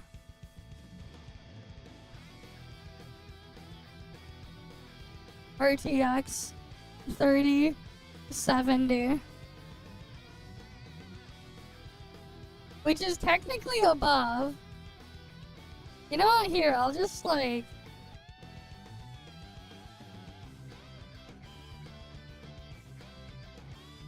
I can't even like back out after I fill it. What a survey. Oh, I can do that. I guess I'll put 3060 even though I have a 3070. What control mode? It depends on the game, but ideally keyboard and mouse. What have I played? I played GTA. I have played Dark Souls at one point. Over 20 hours. I have played Genshin for way too much that I should have. Technically, yes, if you count it as playing. That would be yes. Unfortunately, yes, for Final Fantasy VII Remake. I have played Elden Ring until I killed my 1080 Ti. Let's see. I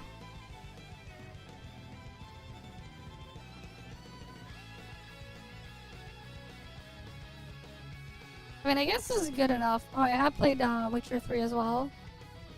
Oh, Cyberpunk in here? Interesting.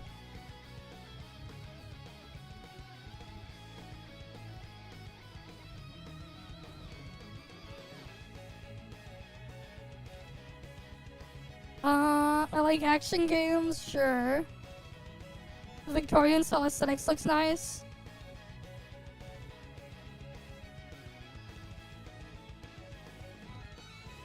I haven't seen enough of the stuff in there to make a decision there, but okay. Yes, I do. One sec. Let me fill this out first.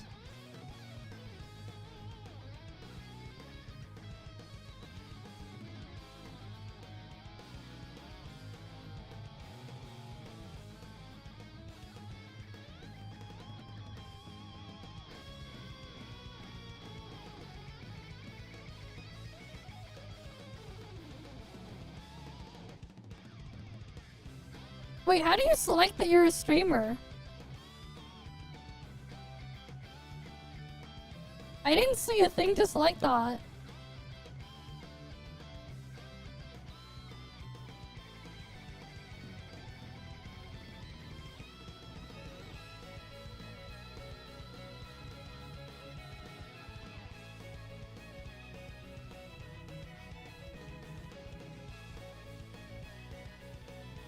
Maybe I'll ask in the Discord or whatever.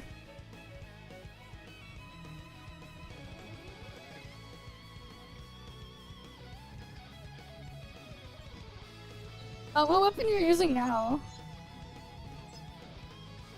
I see you're playing tank.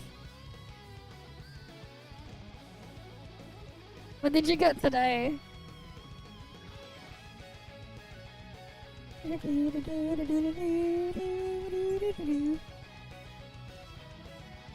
Oh, nice. Best tank weapon, Aster. Best for Shatter. Yeah, it's a lot of fun to make use of it.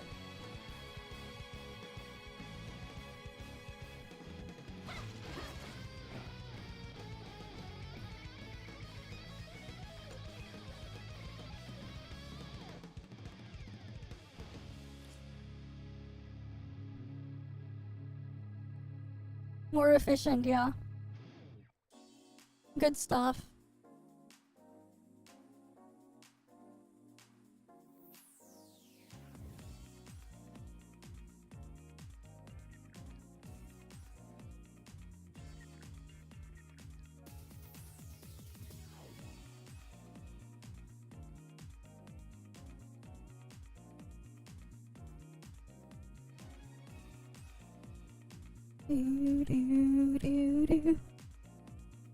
What a name, the HP bar.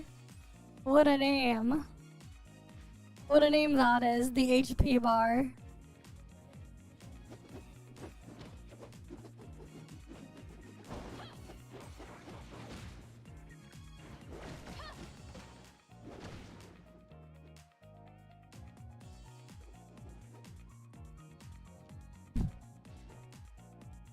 What a name.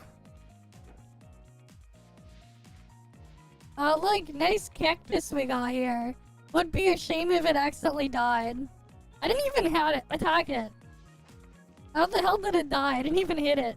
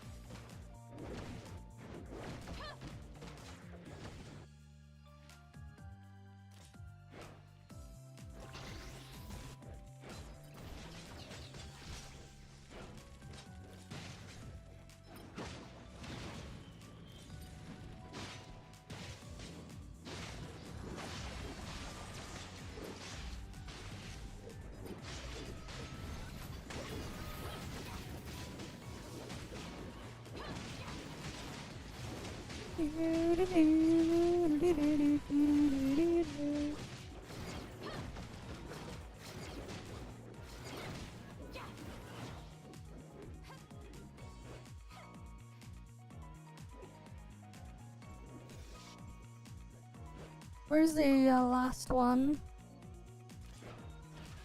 Oh, there she is. There you are, Merble. We were looking all over for ya.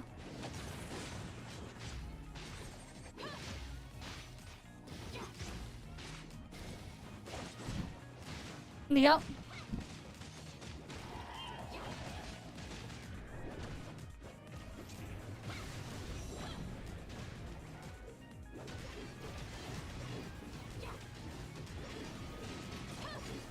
Nice shatter.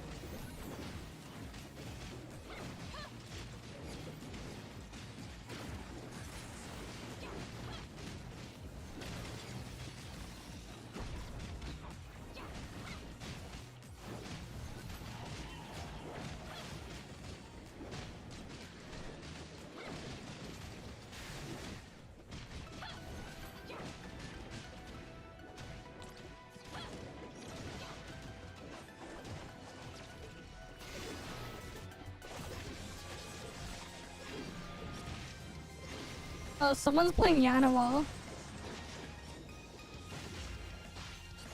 Are they playing Yanawal optimally though, and like looking at the pantsuit? I remember like there was a bug at one point on the Gacha server to do insane amounts of damage when playing Yanawal, and the way you would do it is you would have to look up your character's ass and stare at the pantsuit to like glitch the thing when you throw it. It was like super awkward to play, but like there were people doing it on the cactus where they were just like spam shoving the javelin toss or whatever to get as much damage as they could. There was a time where people were doing that.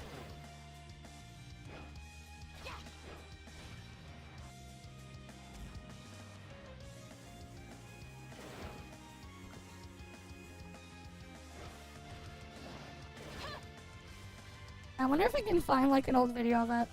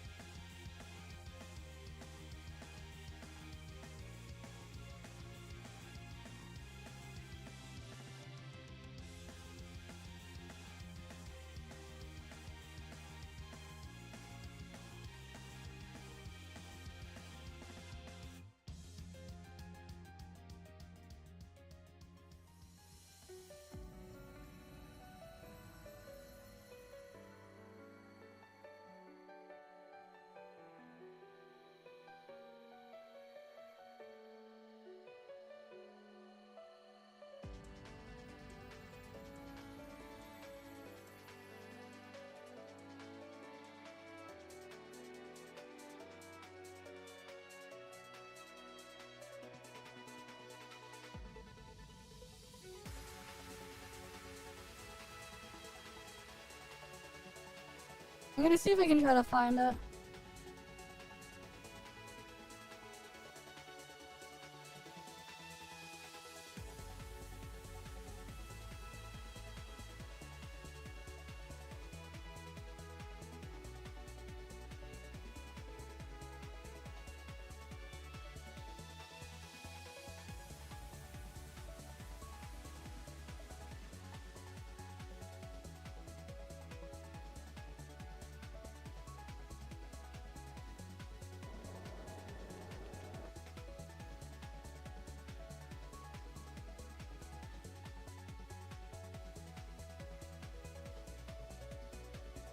Nope, not that one.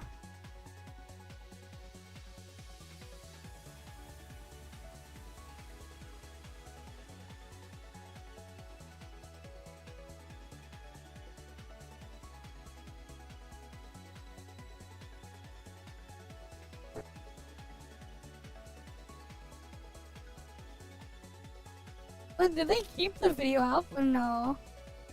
Man, I'm like looking up the guy who had the video where they were doing the pantsu shot thing. They didn't keep the video up.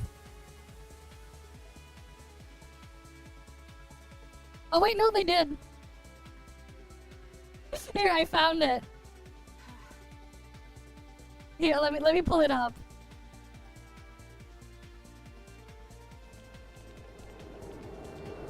Wait, they're staring at the ass. This was way back. I mean, like, it was Yanuo test server.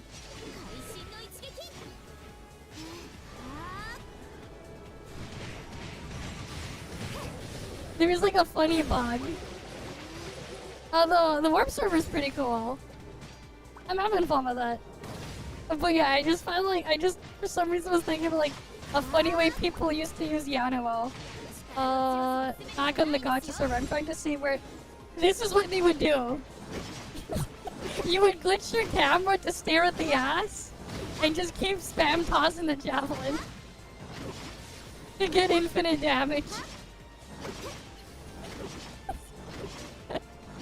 People used to do this with Yanuo at one point.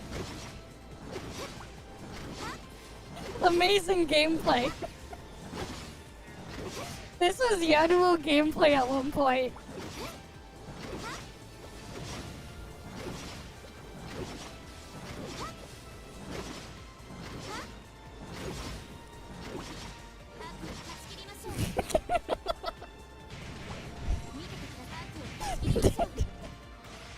Panty shot gameplay.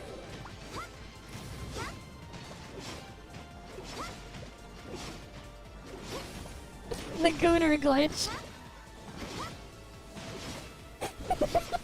Oh wait, restart. Let's go. I'm coming.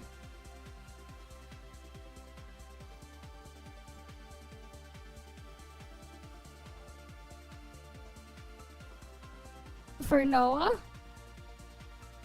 Who's Noah?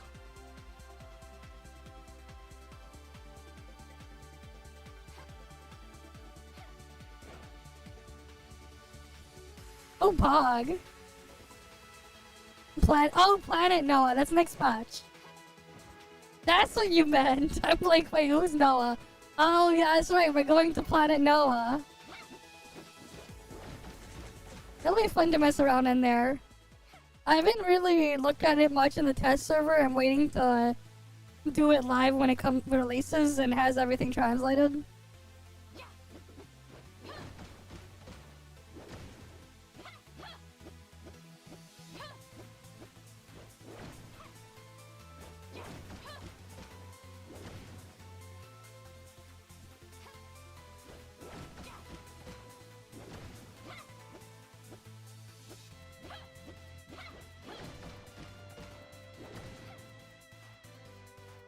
What do you mean HP bar too slow?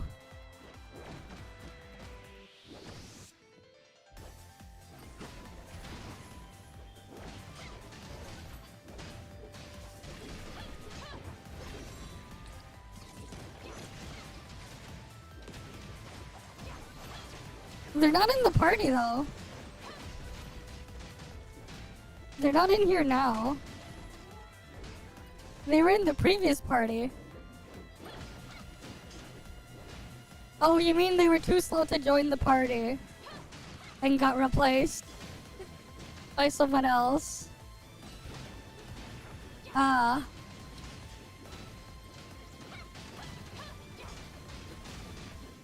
RIP HP bar. Wait, why am I doing that? I forgot to like do my rotation.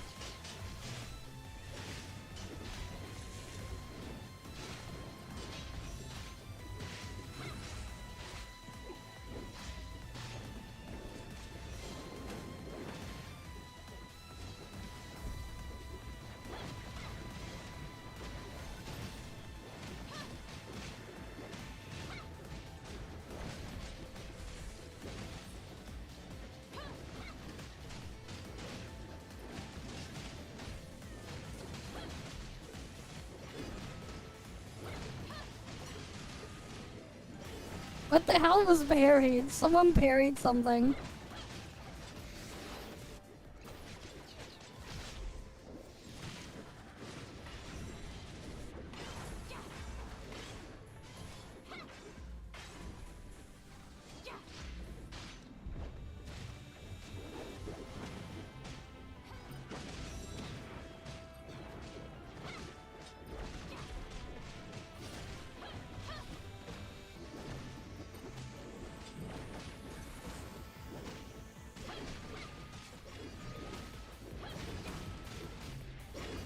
No clue.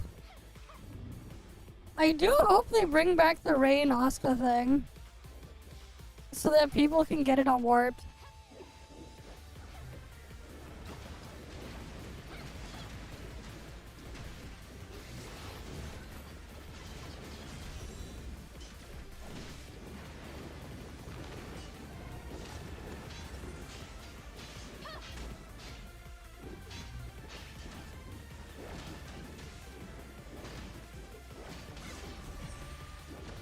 I got a bunch of flame modules. Okay.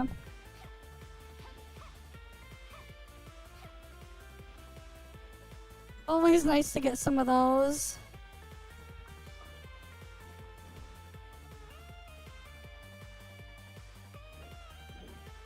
I mean, I feel like we'll probably get a collab when NTE comes out. They'll put like NTE stuff in here. They'll probably do it like in 6.0 if they're gonna do one. At least that's my guess. They'll probably try to figure out a way to do that. Because like there were like rumors of it at one point as well. Because I assume they're gonna try to release NTE sometime next year. My guess is like Q2 of next year. But I could be wrong. Man, imagine having gold. Couldn't be me.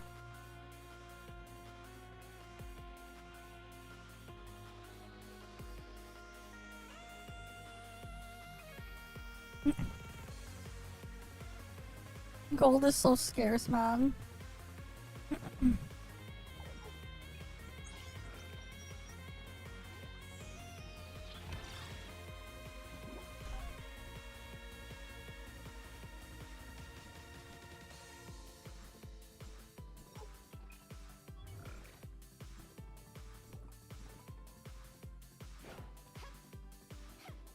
That'd be fun.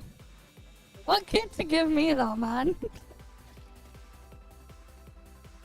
If they put me in here, what kind of kit should I have?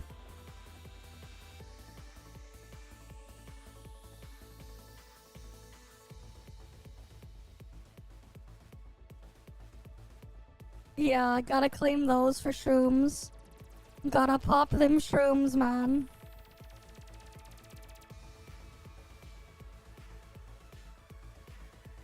I swear, I heard a ping noise somewhere. Where the hell was I pinged?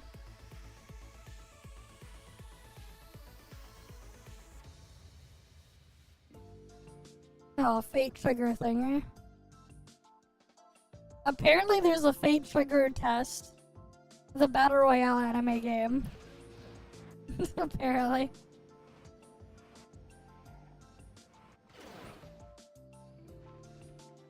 I mean, hey, might as well give it a shot.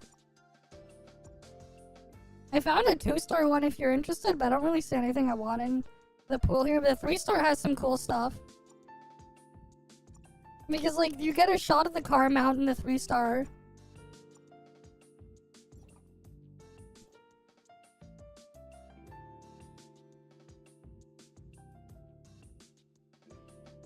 Why would my weapon be a scythe? That's a gardening tool, man.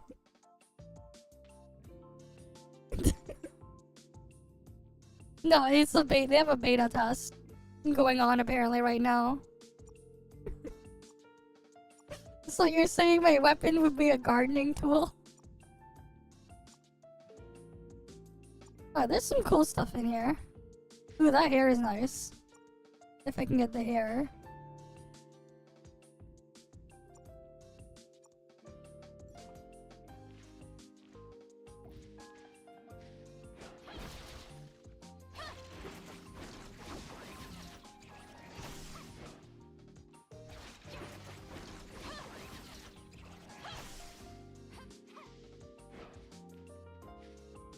Ah.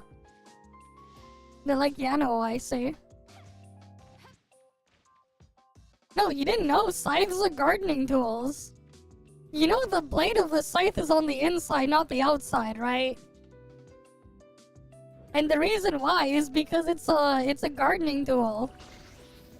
It's for harvesting certain types of crops that are large enough where you need the extra reach. You did not know?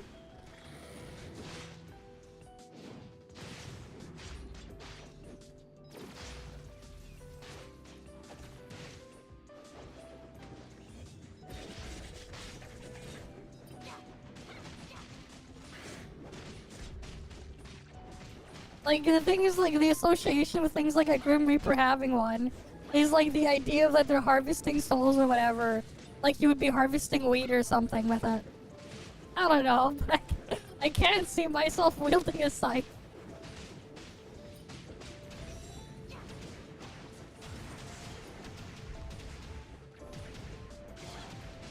Besides, ToF already has, like, 2 scythes. And they technically had a 3rd scythe weapon at one point that never got released. Which would have been Claire's weapon. Just so you know. If you've ever seen ToF footage from its alpha stages, and some of the unreleased characters that they had. Yeah, like, that's like kind of the joke there. Like, the scythe is a gardening tool. The blade on the scythe, the sharp part, is on the inside, not the outside.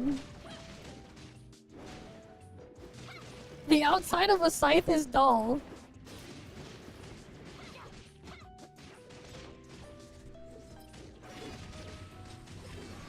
You know, I didn't even know or pay attention about the Fire Emblem thing. I didn't realize it until after the fact when I made this model. When I fused the red and the blue color schemes to my other models. To be fair. That's more of a coincidence. And not my intent.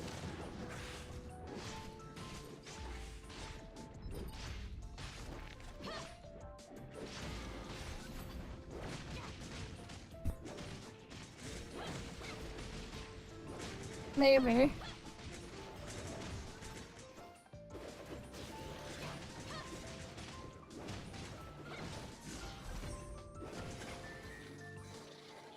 I don't know, I haven't seen any of the stuff from Gundam. No, you know, the best mecha anime is Kenzen Robo Diamond Dollar. That's the peak of the mecha anime experience. Kenzen Robo Diamond Dollar. I'm just kidding.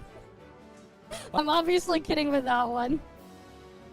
But it's definitely a funny shitpost of an anime that exists. That if you ever get bored and want to turn off your brain, definitely worth looking it up.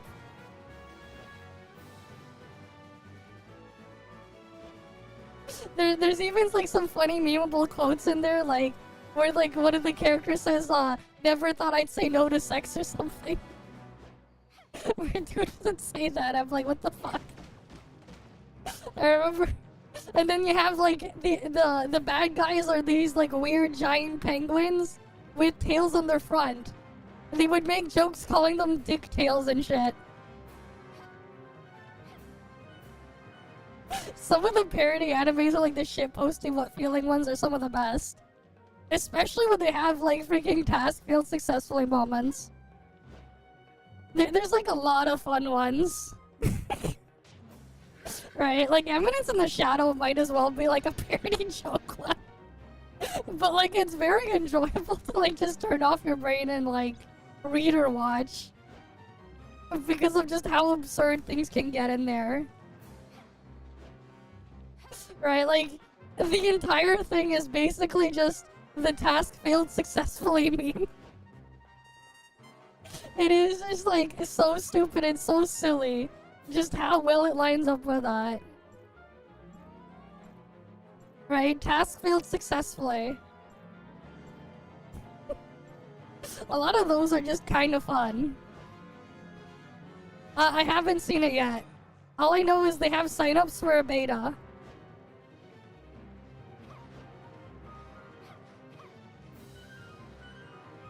Yeah. Custom stuff is nice.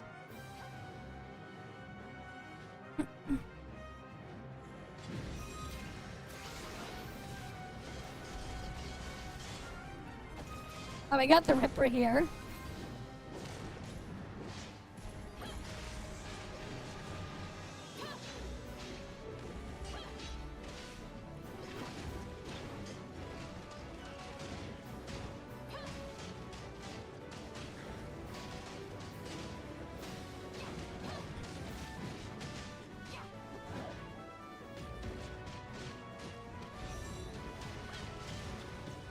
Yeah, that is true. That is basically Crystal of Atlan type BS.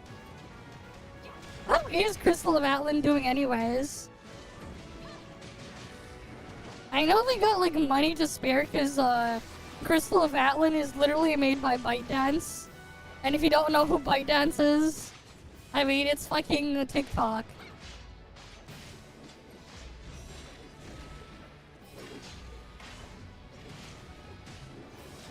Like, I know they had like a bunch of collabs and stuff.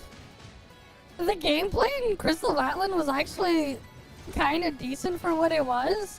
The problem was just how they handled a lot of the live service contents. Just rubbed me the wrong way that I didn't bother to keep up with it. It's very limited, but it kind of does. Yeah. I know about that part. Like, there was some cool stuff in there, it's just that a lot of the live service aspects just really drained and took away from it and just kind of annoyed me. So I didn't end up like really playing it. I liked like the core base gameplay in there for sure. It's just the way they handled certain parts of it I just didn't like. And it was more than enough to just kind of stop me from playing. Because like I did play the beta for Crystal of Atlan when we had that. It's just that, like, I had to drop it after, like, the first 2 days. Because half the game would just stop me from playing.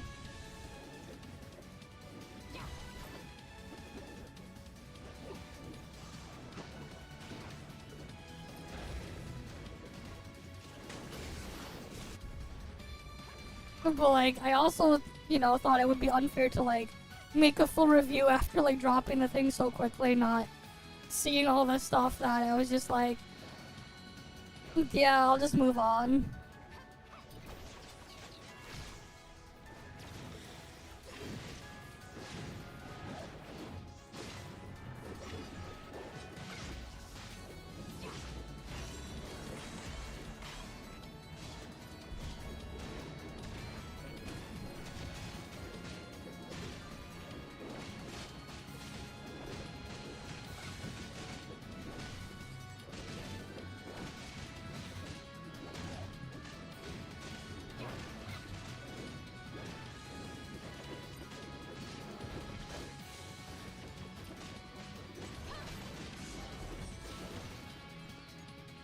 I got an Anka shard.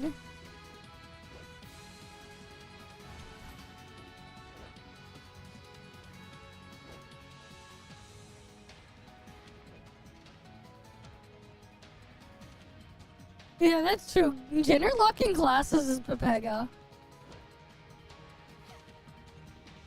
I remember, like, Terrasland did that too. It was so dumb.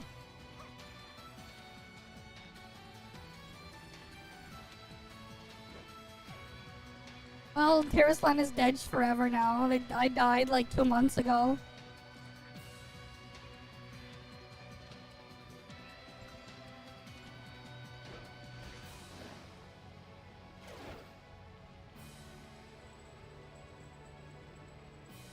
Oh, he noticed that you're farming anchors. Wait, if that's what we're doing, I'll just stay around and we'll farm the anchors. Is there what anchor is this one? ToF did 5 players, yeah. Very dead. No, that's a 1-star relic, who cares?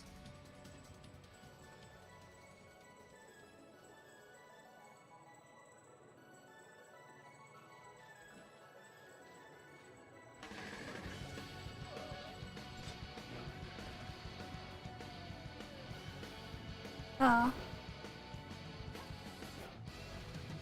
mean, more modules, still more good, so I'm down.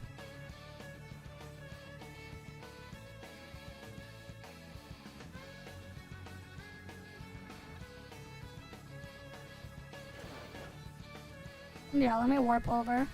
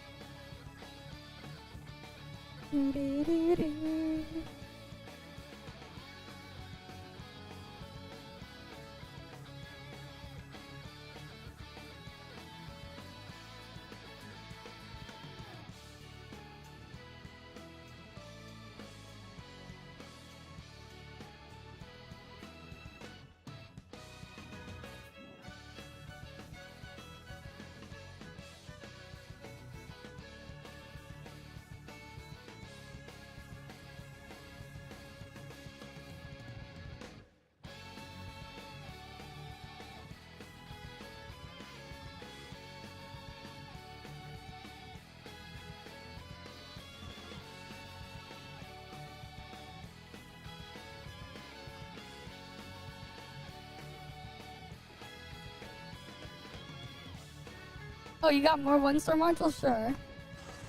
Of course. Well, I just always get access to the betas for ToF. Sometimes I'll get early access to other stuff, but not always. It's more so I just get instant beta access.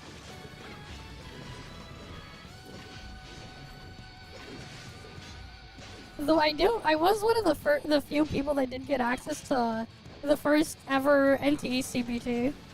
That was like CN only. For those that remember that. From a year ago.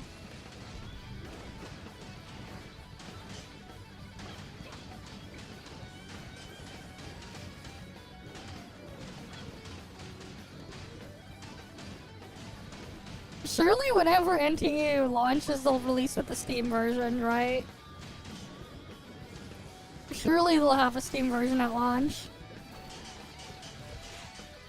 Like, honestly, for them, I don't see why they wouldn't, considering,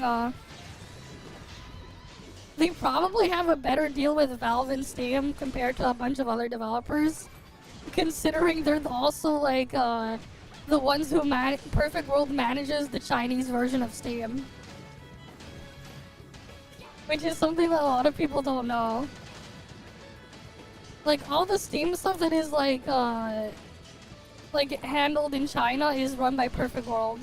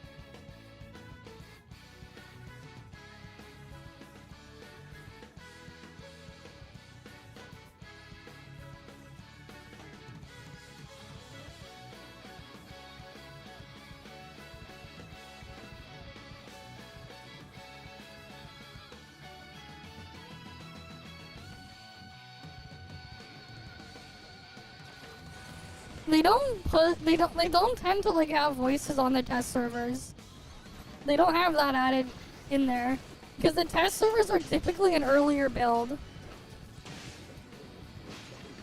Oh, welcome back. Very busy day selling $1 taco bavels all day. Damn, that's crazy. I was pretty busy earlier today when I was out touching snow. I was doing some favors and stuff for one of my neighbors. I took their kid out to get flu shot And then I got on my stream after. And then I went and did my laundry. Because like I did like the Snowbreak stuff, or part of it the Snowbreak stuff earlier. And then I went out for a couple hours to go do IRL stuff. No, I just got him like ice cream at this local place. Just a cone. Nothing crazy.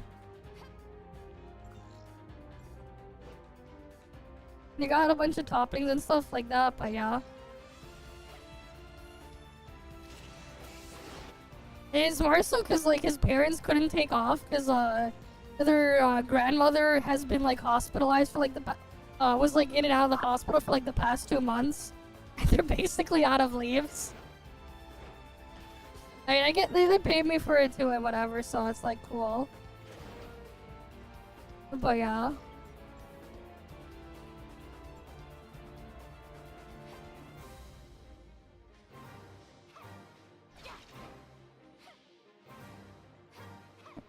I mean, like the kid wanted ice cream, and it was despite it being cold outside and snowing a little bit. But hey, it's their parents' money, so.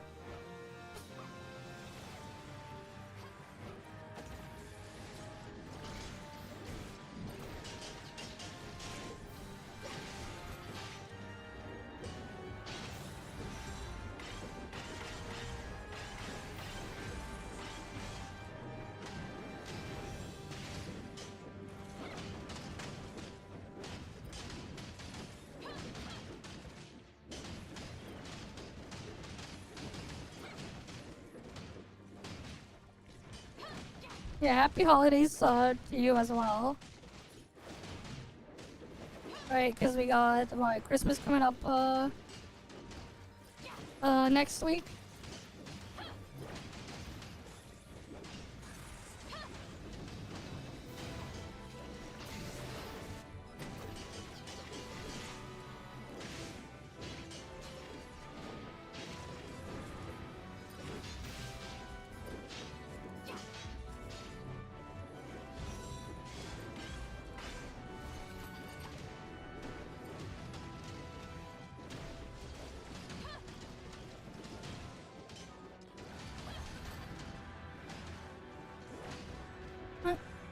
I'm gonna kill their other stuff here.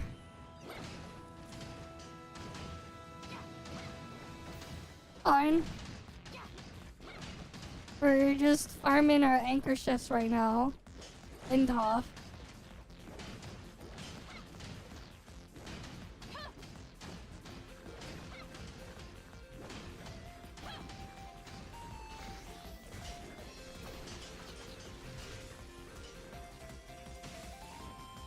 The boss wheel with bosses that you can't.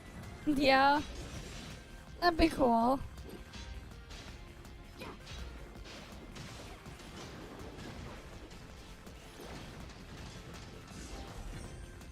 Alright, that one's done.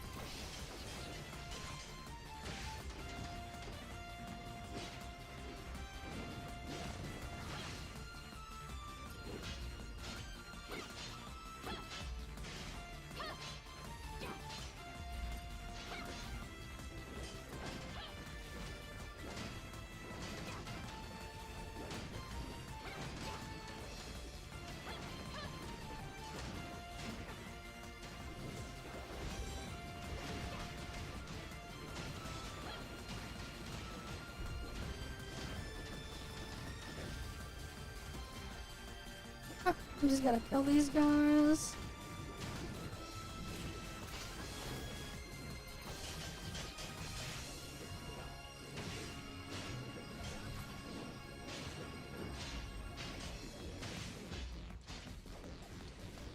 I need to like turn down the heating a bit in my room.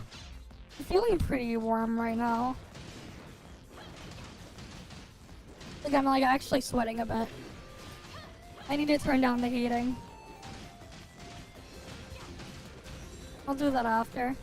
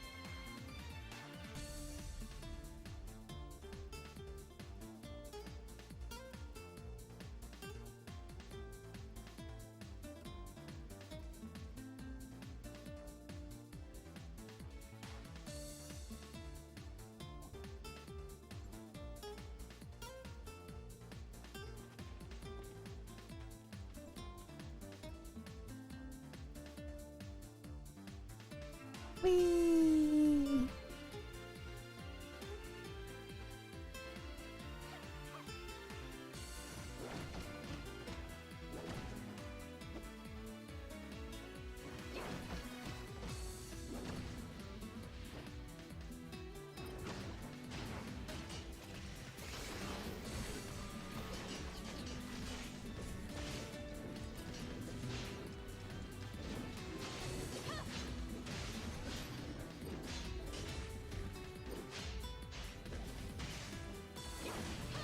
I'm enjoying it so far. Alright, there's all sorts of things to mess around with.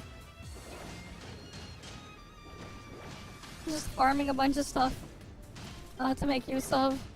It definitely does play more like an MMO, and it's closer to what ToF should have been at the start.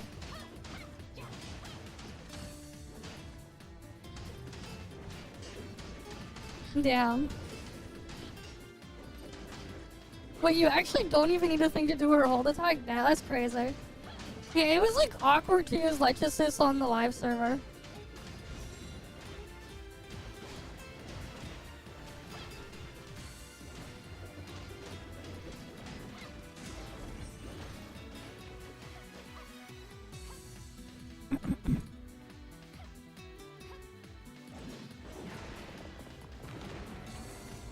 I do wonder why they chose only Vera specifically to house all the anchor shifts.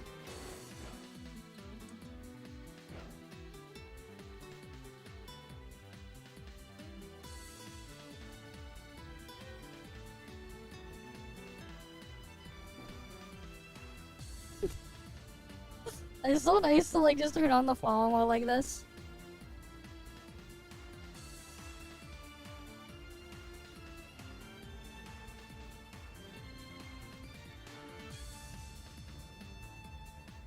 You just follow the leader this way.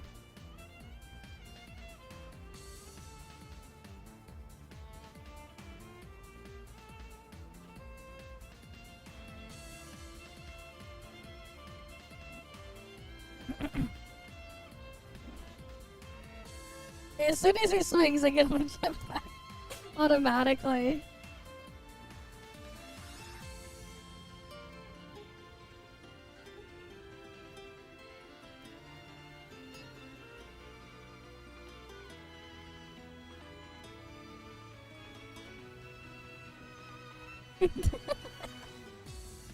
Yeah, you're making it easy for me.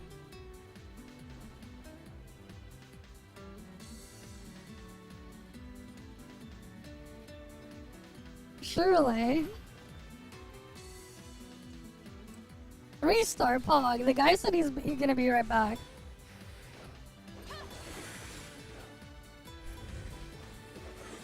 Very Pog, 3-star.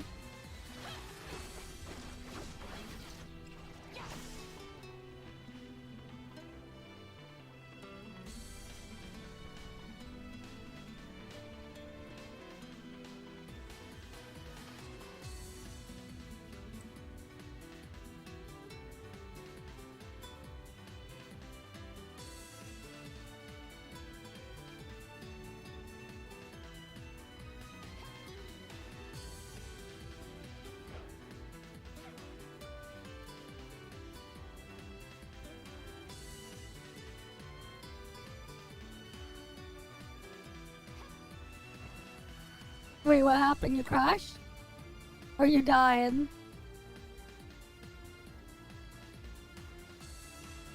Did you die?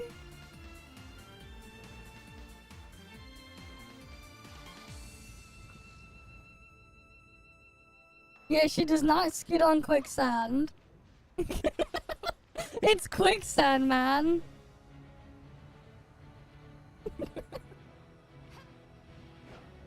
It's quicksand. Did you actually expect to skid on quicksand? It's okay, just hit the thing. I'll warp you.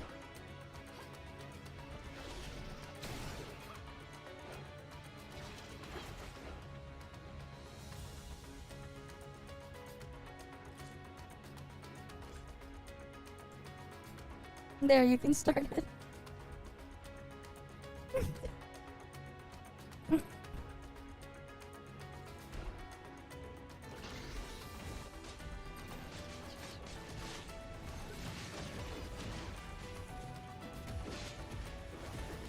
Do any of you guys have like neighbors that have like some funny Wi-Fi names? Any of you guys have like neighbors that do that? That like they'll name like the Wi-Fi SSID something funny. I have like a neighbor. I had like a neighbor that that has theirs just be like broke ass. Get your own Wi-Fi as their SSID. So it's like always funny whenever like I connect a device to a Wi-Fi network, because then I just see that I just start laughing.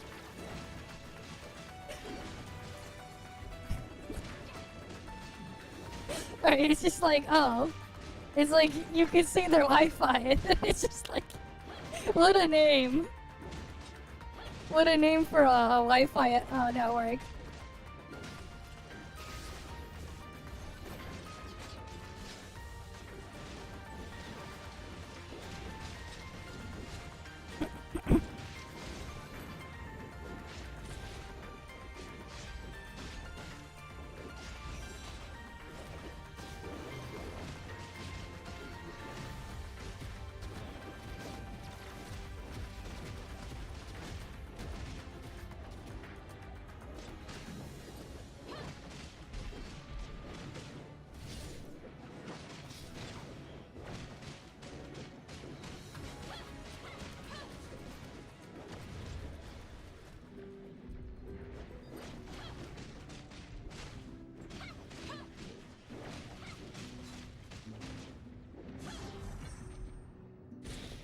Oh, no purple box. Still better than nothing.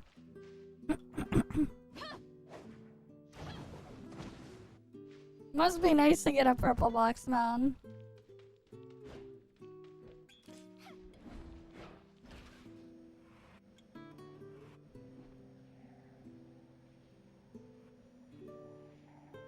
How to use Lana? Press her skill switch out.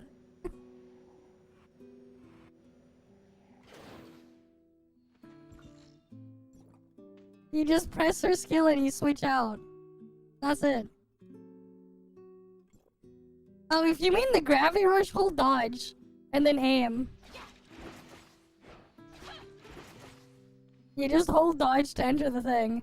And then you aim it. Whee!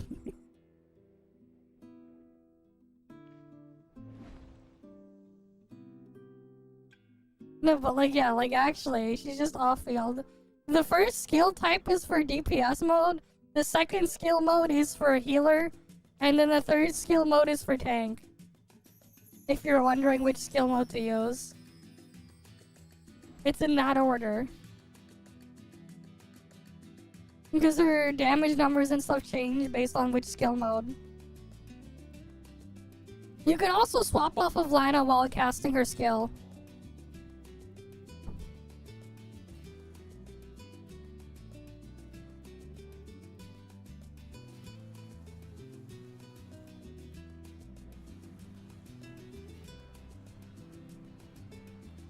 Wait, that random climb in the air looked funny.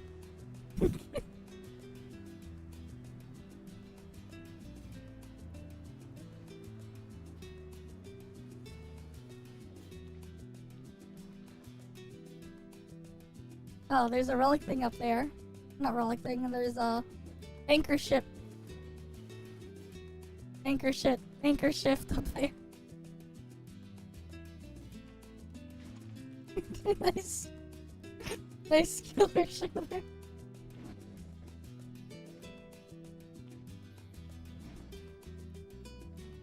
Yeah, like for tight spaces and stuff, Aster isn't great.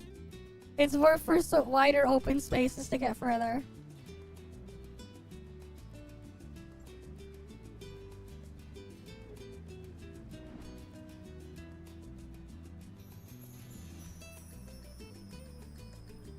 Yeah, the follow system is pretty funny.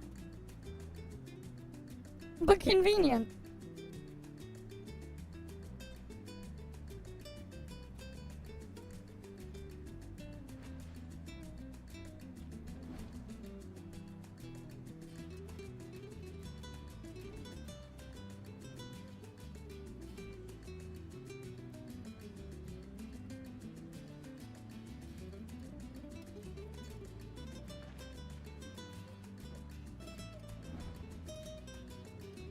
I wonder when they're gonna enable Mahjong and Landlord on this warp server.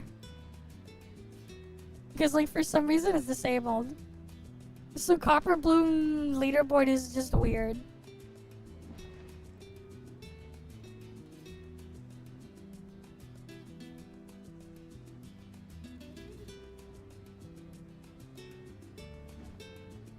Do we start with who? All the weapons I'm using right now are a Banner 2. Banner 2 weapons. Aster is also Banner 2. The same with Entoria.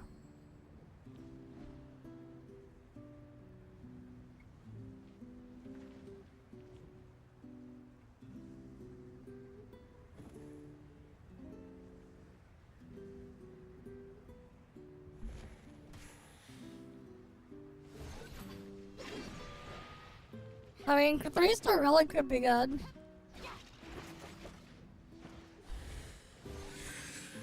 Chance at space-time rift. But...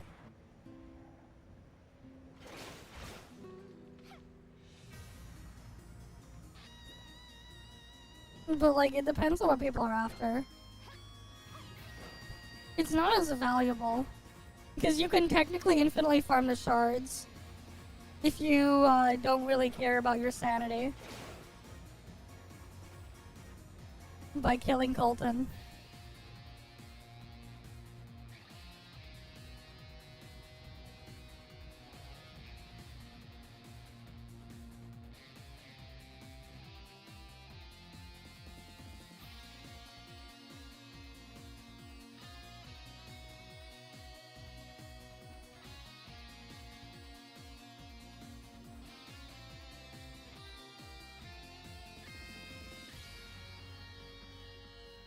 What do you mean start with Lana? Hi Tara, welcome.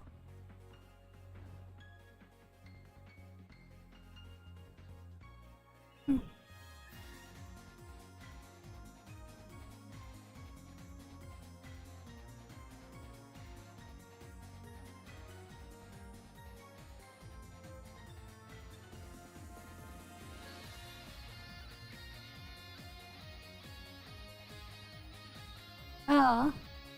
Didn't notice. Oh, are you talking about the stream dashboard? Yeah, I got annoyed by that. If you're talking about the one in the stream dashboard, I'm annoyed by that one. Why am I stuck down here? I need Stepbro to help.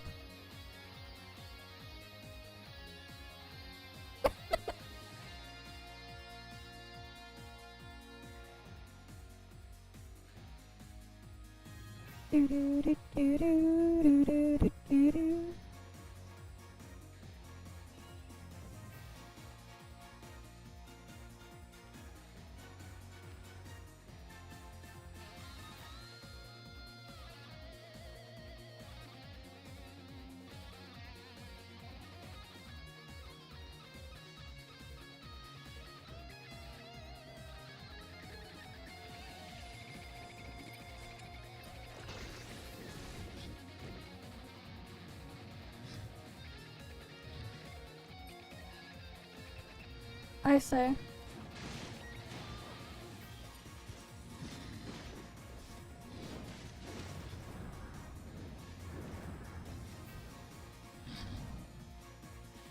I got a random free Rift Note shard. Nice.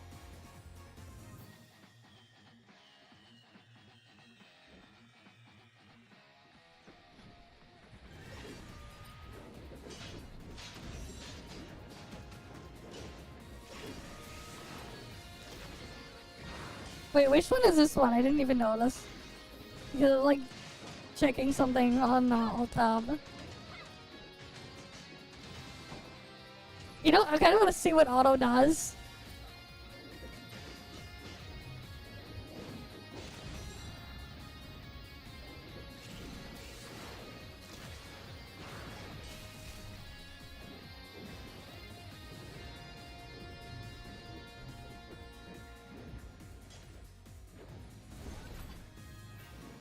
It's like stuck. I don't know what it's trying to do, but it's just stuck. I needed Step Bro to help.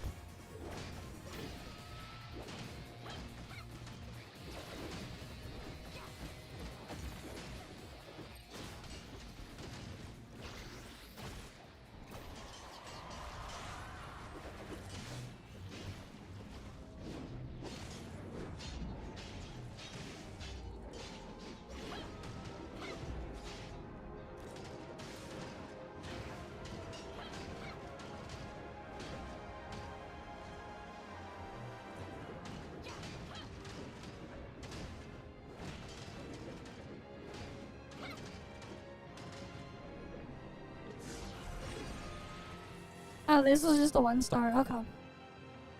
Got some more Vault shards. But I need purple.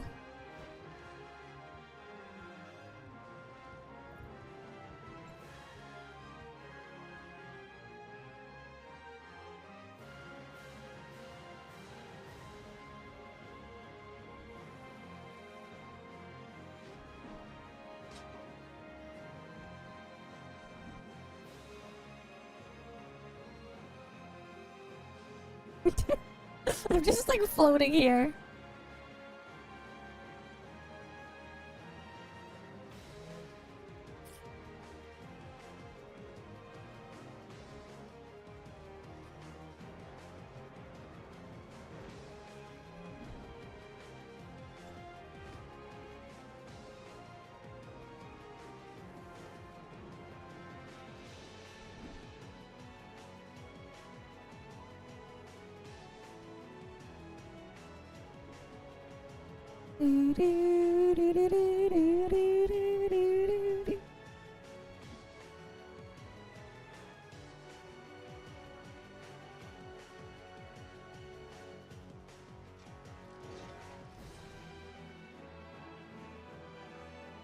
Alright, we're just gonna float here.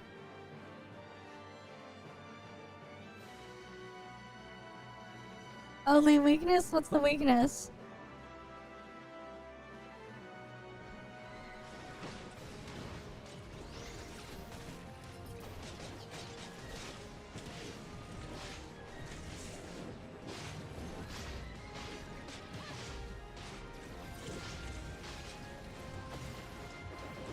A pillar.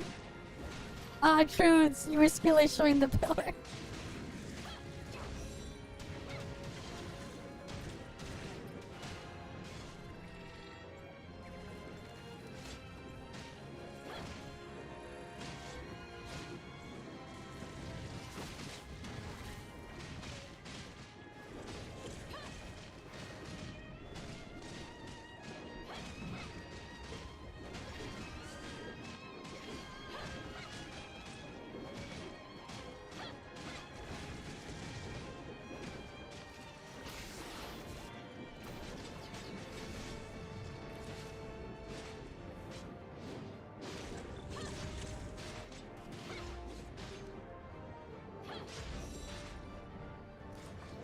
What do you mean dodge?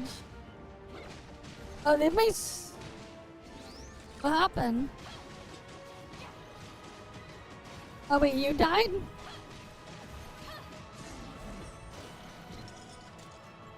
Was that a 2-star gate?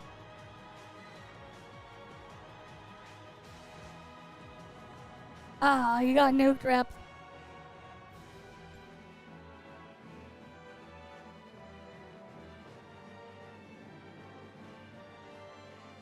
Yeah, I figured that was 2-star.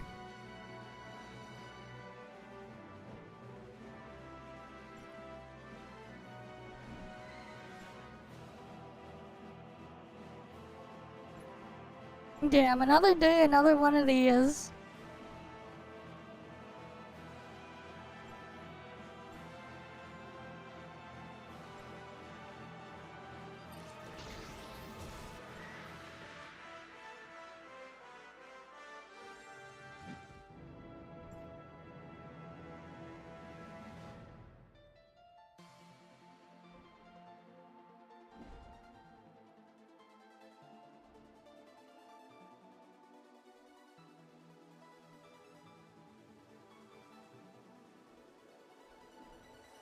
Okay.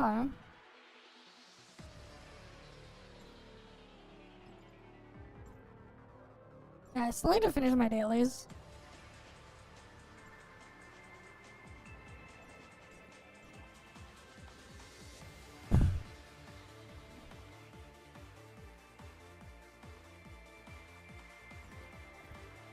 And then after a bit, we gotta do Snowbreak story. Yeah, another day, another Tanium guy.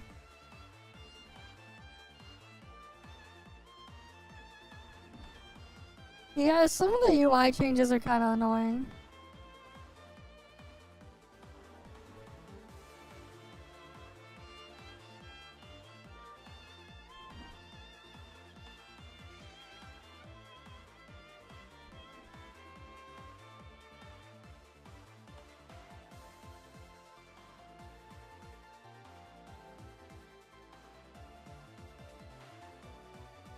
Ooh, a scenic point.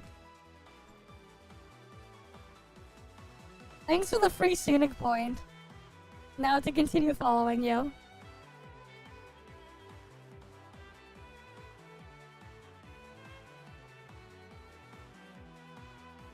What's this one?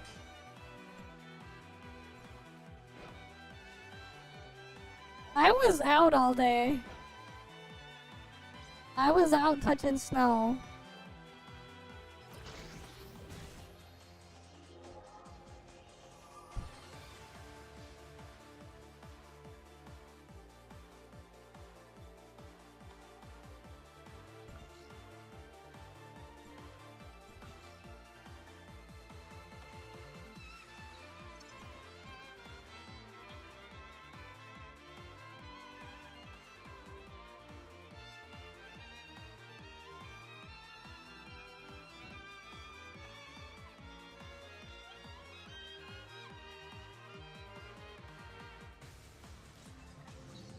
Damn it, I didn't get it to type the whole thing.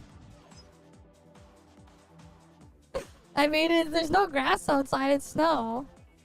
So, I touched snow.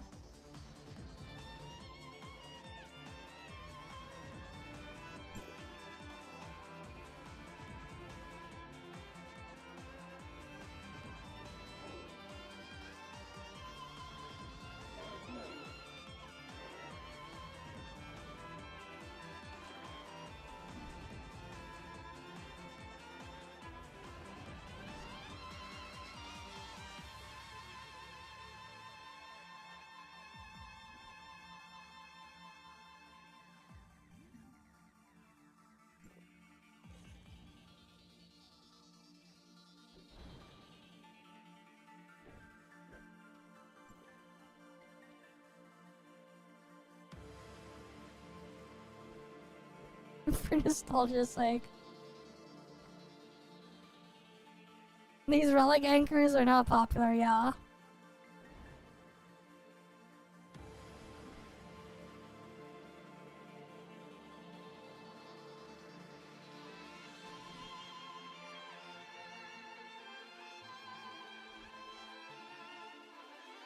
Should we just farm old boss?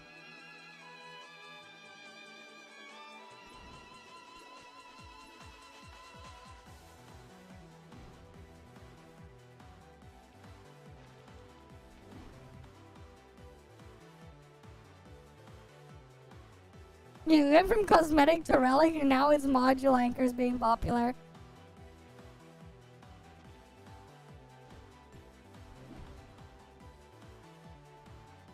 And that's what happens when you're starved of modules.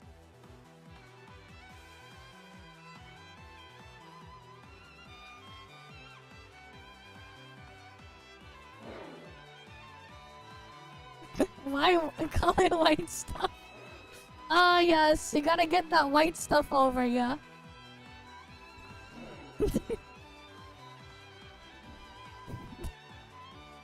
Ah, yes, the white stuff.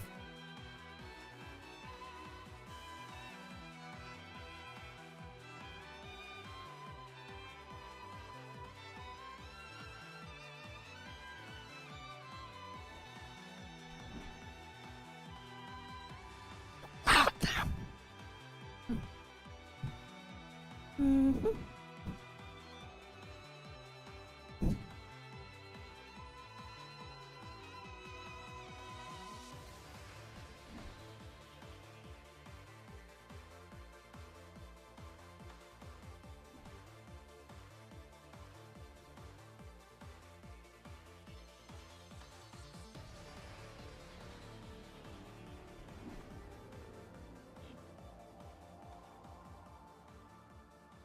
Now we just going around again.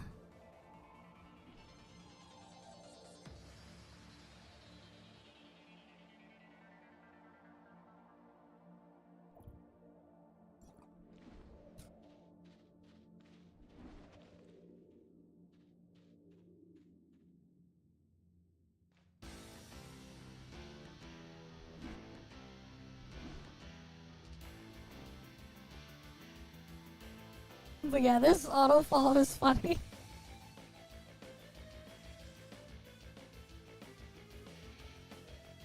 You just be going around.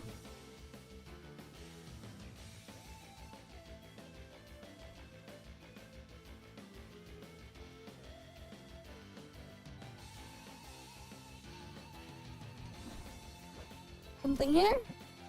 Oh, it's a 1-star. This one's a 1-star.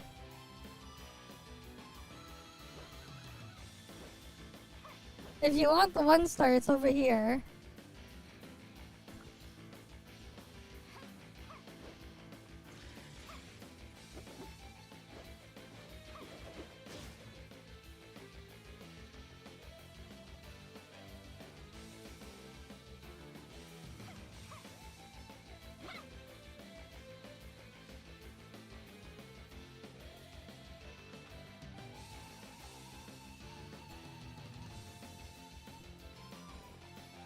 Here, you can go lead again.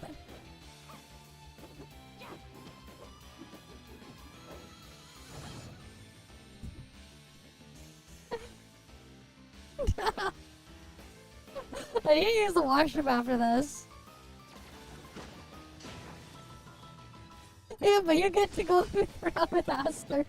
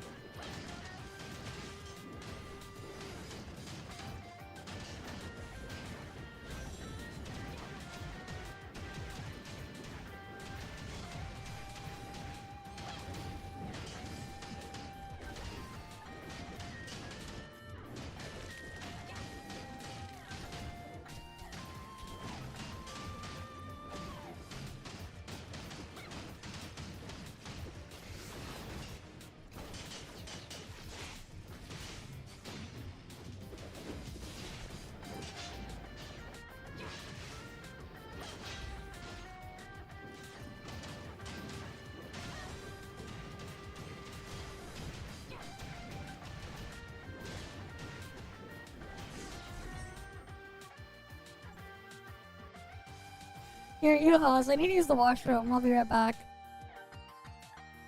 So you can go find the next one.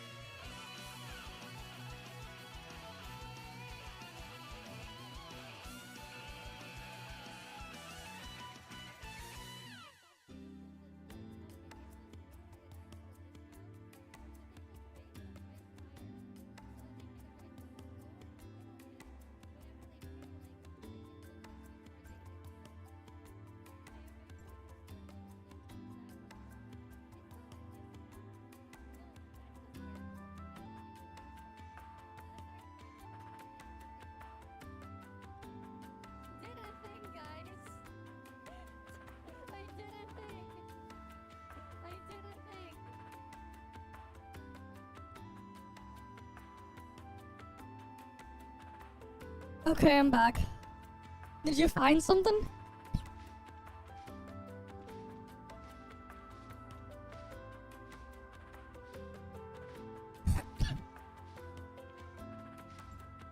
Ooh, 3-star cosmetic, why not?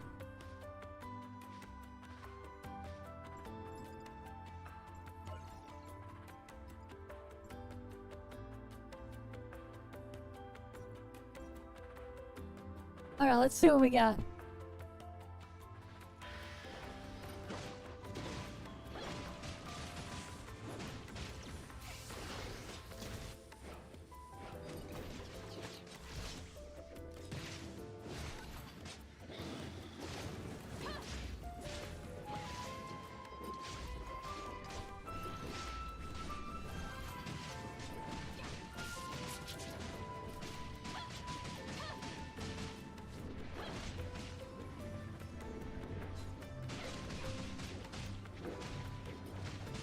Alright. Gotta kill all the things here.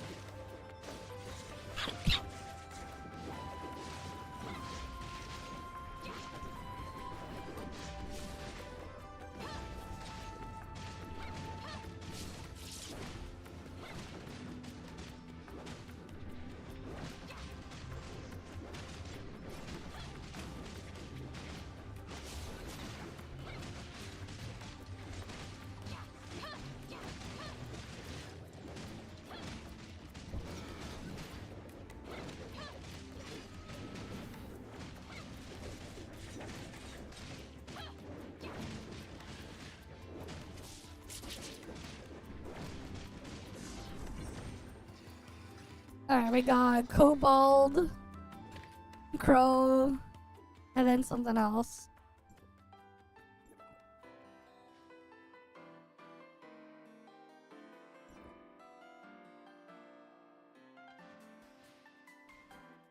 Some Rising Gale outfit, I say. But is that what you want? Or is that just all you got?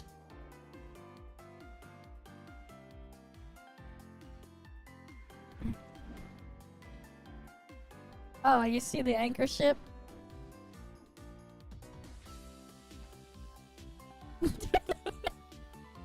Nice, I need stepbrother help. But it does not.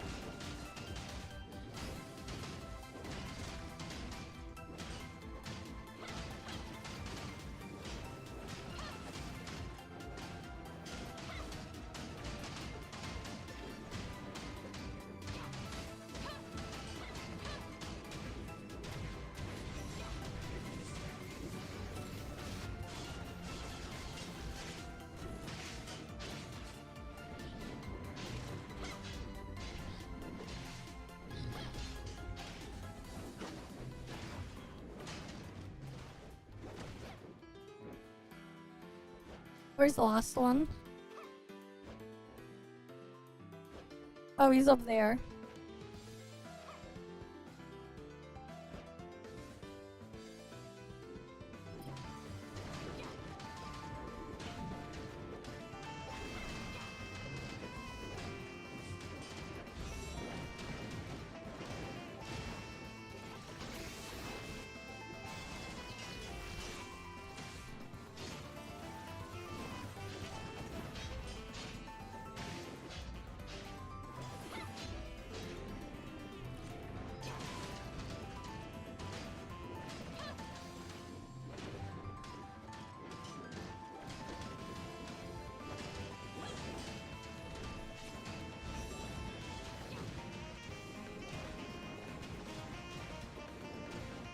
Let's just kill him.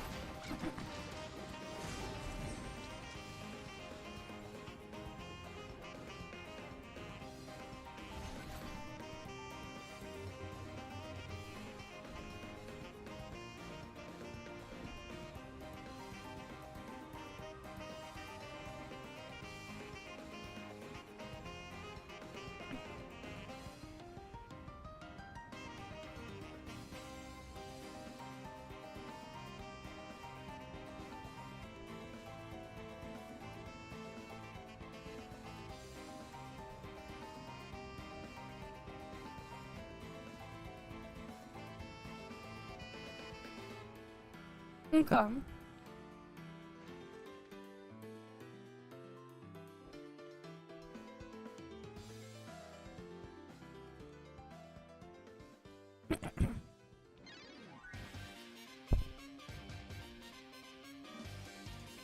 You're just going around looking for more.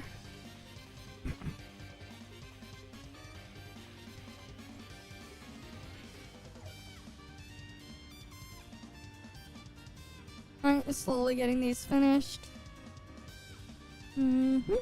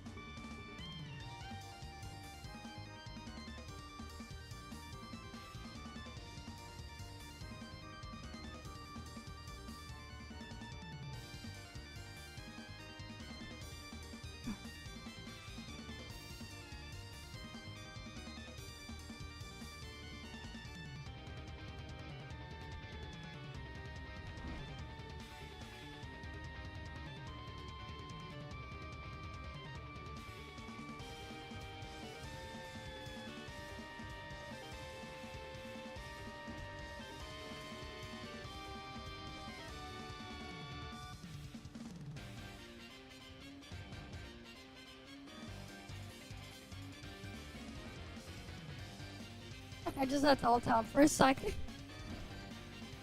Oh my.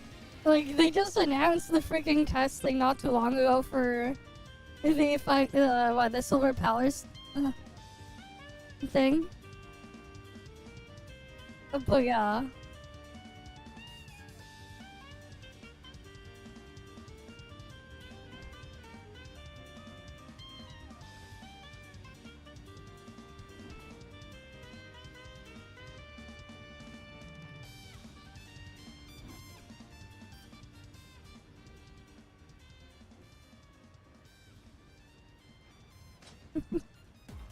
But like, yeah.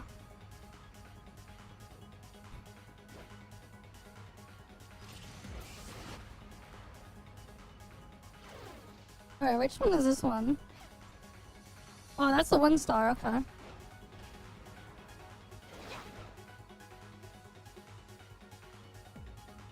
Oh wait, you already started it.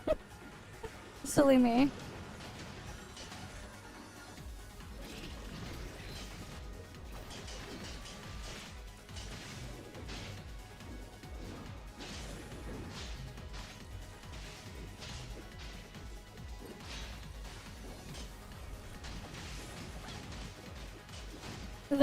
The typical regular slop farmers or whatever, they already like posted videos on the thing. I haven't even seen the trailer they put or whatever.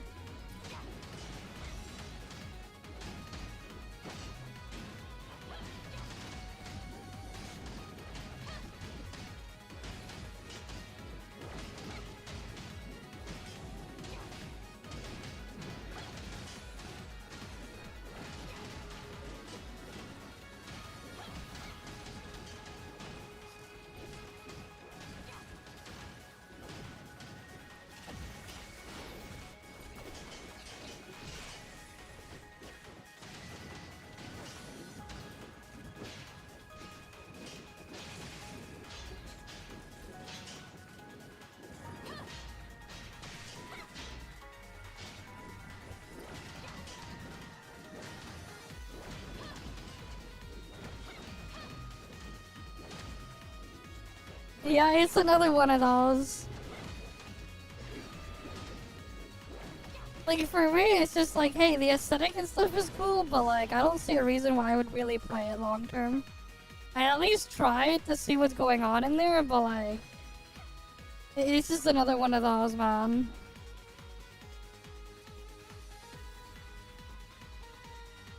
It's just another one of those.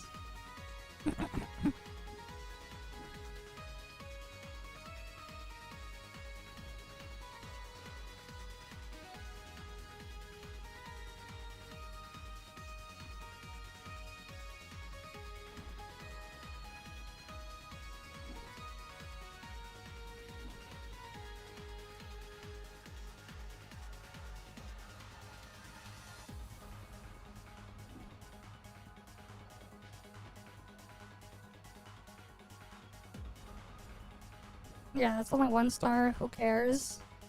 It ain't 3 star.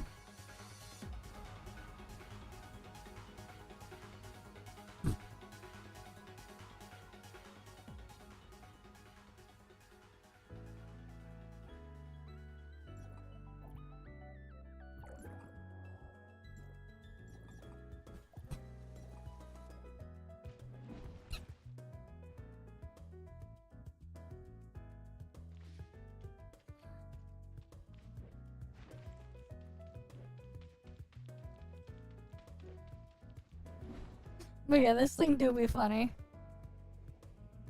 As we follow you as you struggle to get up.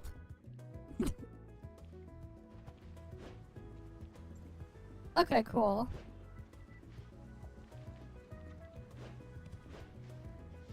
Three of them are here, so that means 2 of them are down below. Or one of them is probably down below.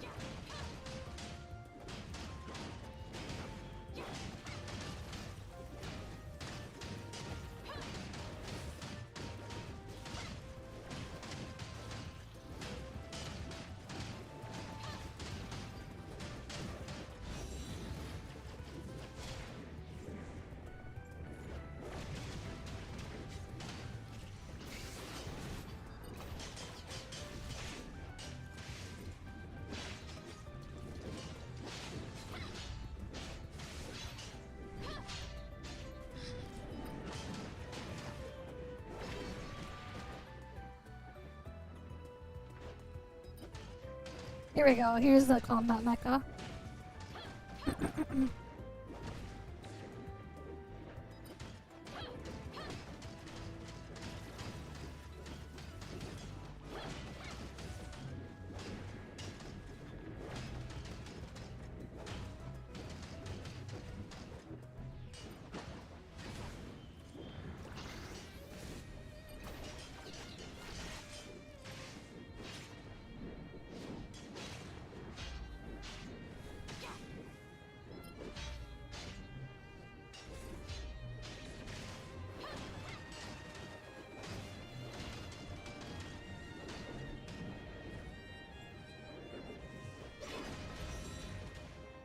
Is my bonus just capped at 30% attack, 50% crit rate bonus for this map?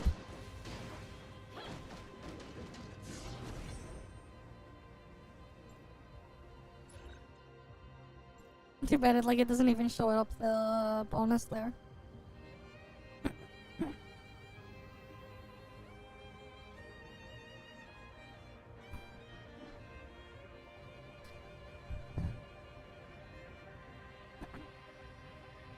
Okay.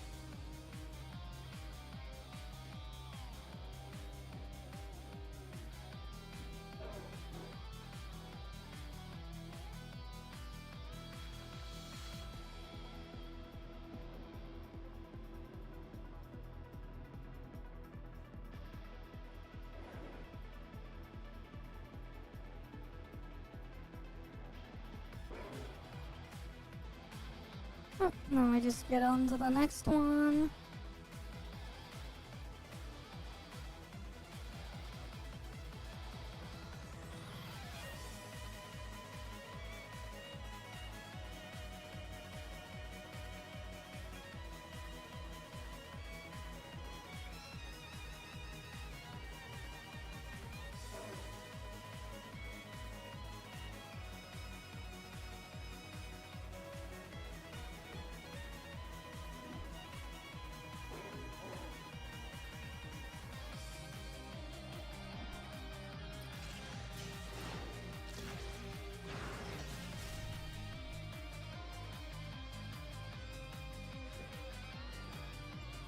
Alright, 1-star module, okay.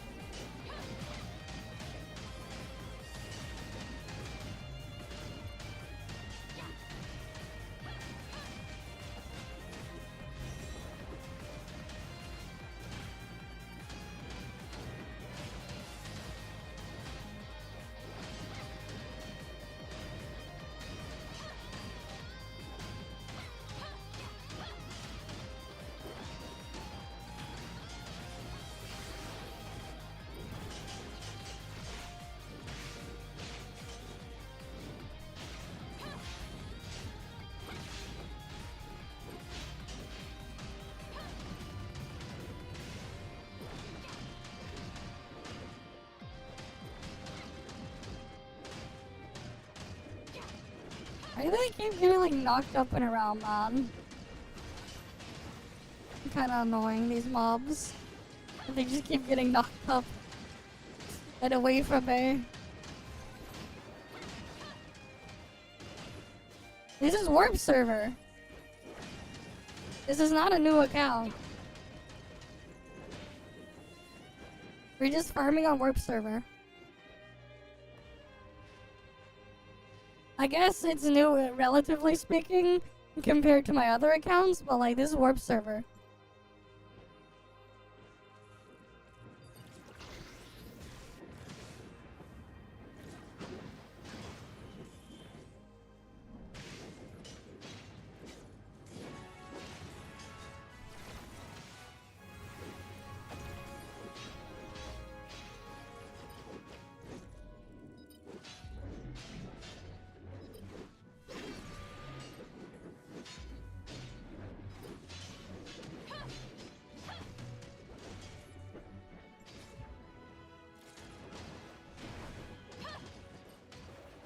Yeah, fair enough. They have like weird mob selection and stuff in anchor shifts.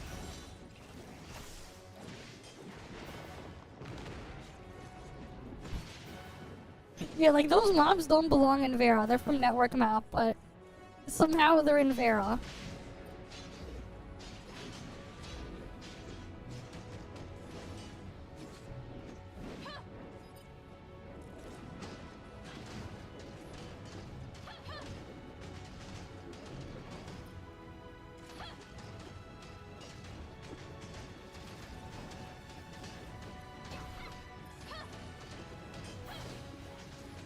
Alright, let me drink some water.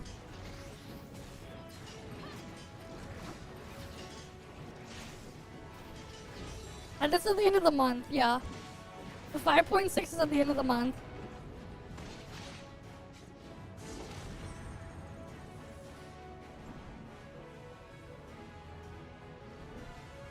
So, these are all the stuff I've gotten so far.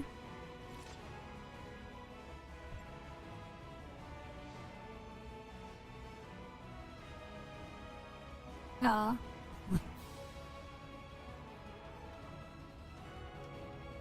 Lots of cool stuff here on Warped.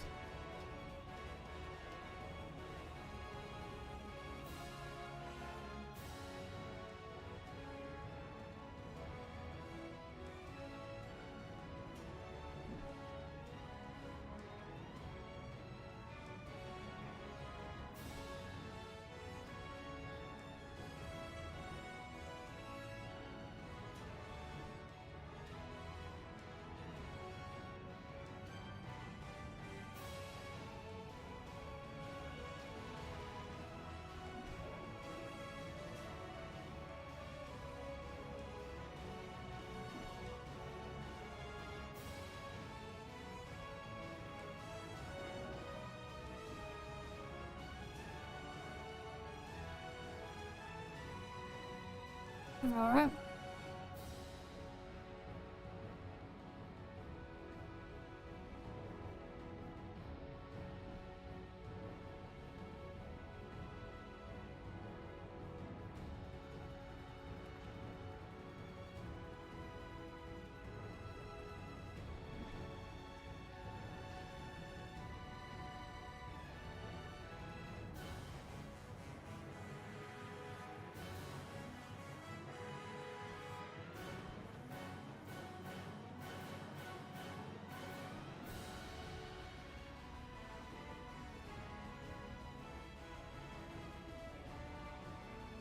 Say number 2. Why would I say that? No, this is not a replay. The replay hasn't happened yet. Or rather, it was earlier when I was AFK Snowbreak part earlier. Speaking of, we still have to do Snowbreak stuff in a bit. And then put it on replay again so I can sleep later. But yeah.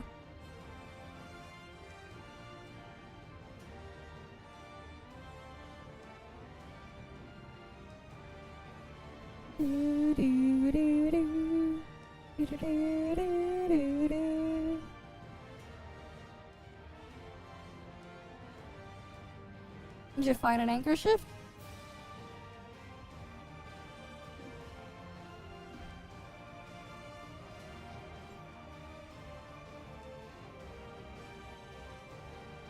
But yeah, he's just going around the map first.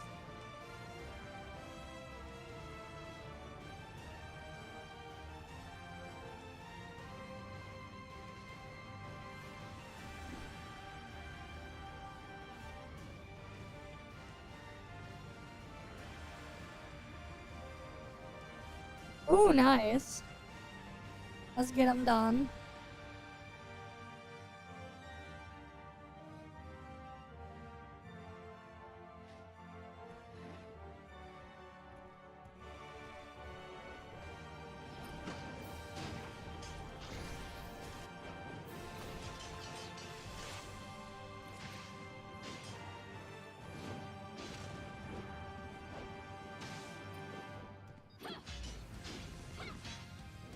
Or am I?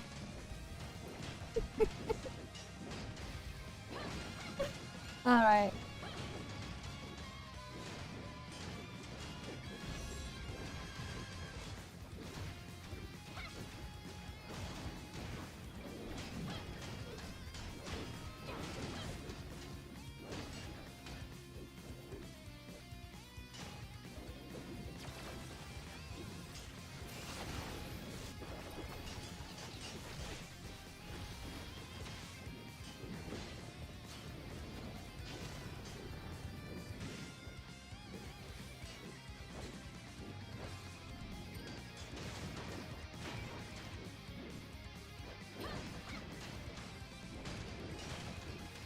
Are the other mobs like down below?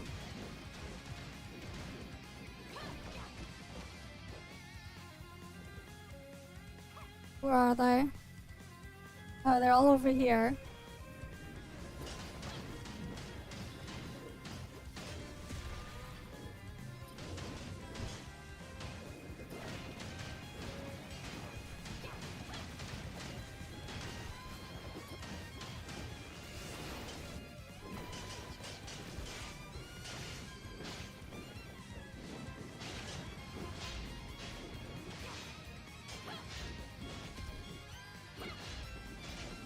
Oh god. Let's get this stuff here done.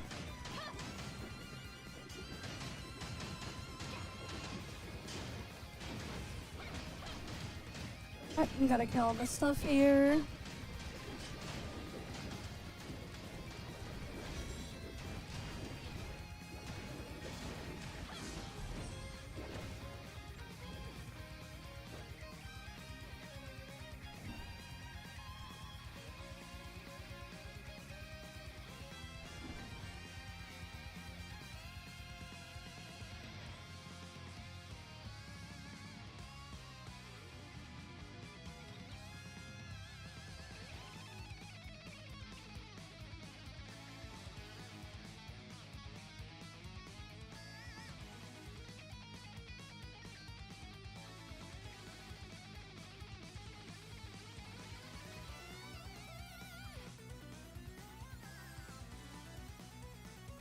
Okay. Why is it glitching out like that?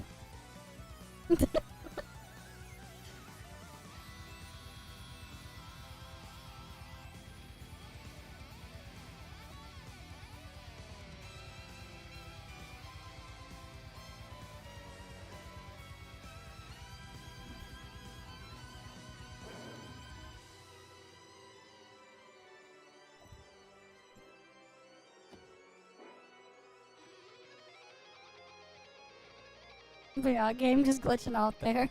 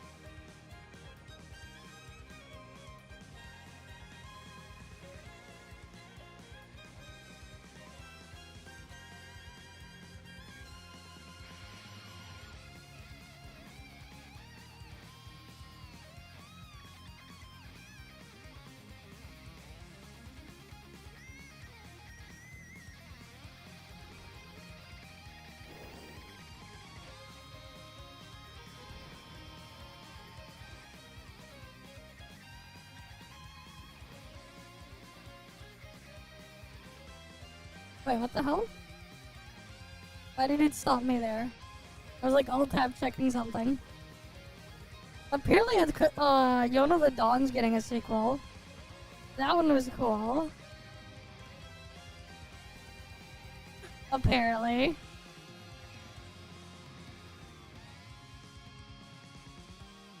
Let me see. Anything else interesting? If you've ever seen the anime Yona of the Dawn, Akatsuki no Yona apparently is getting a sequel.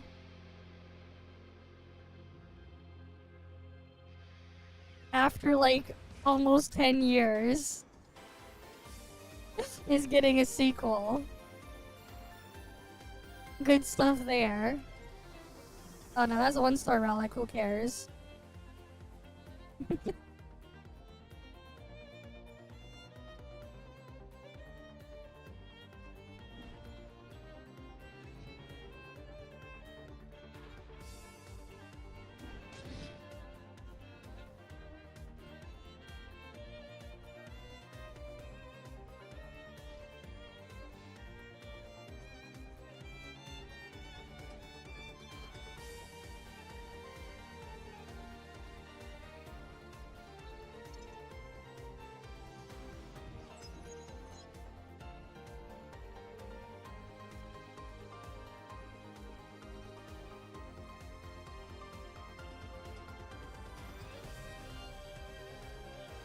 Yeah, we can.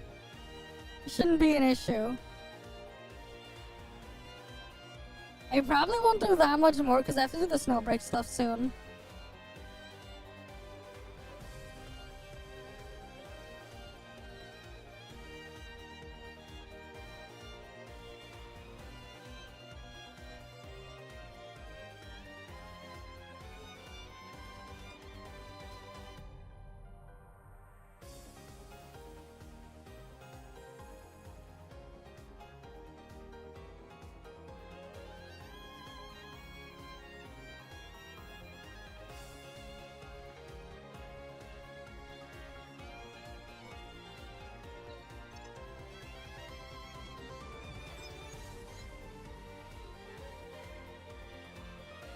Yeah, we should.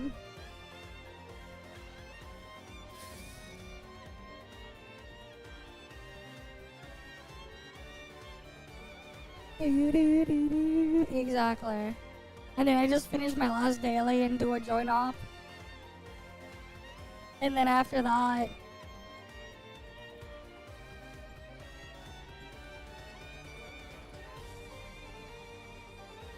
and then after that I'll go to Snowbreak. I'll do the new Snowbreak story and then dip as well for AFK farmers who want drops. Because I've been awake and out doing stuff all day. Alright, last two anchor shit.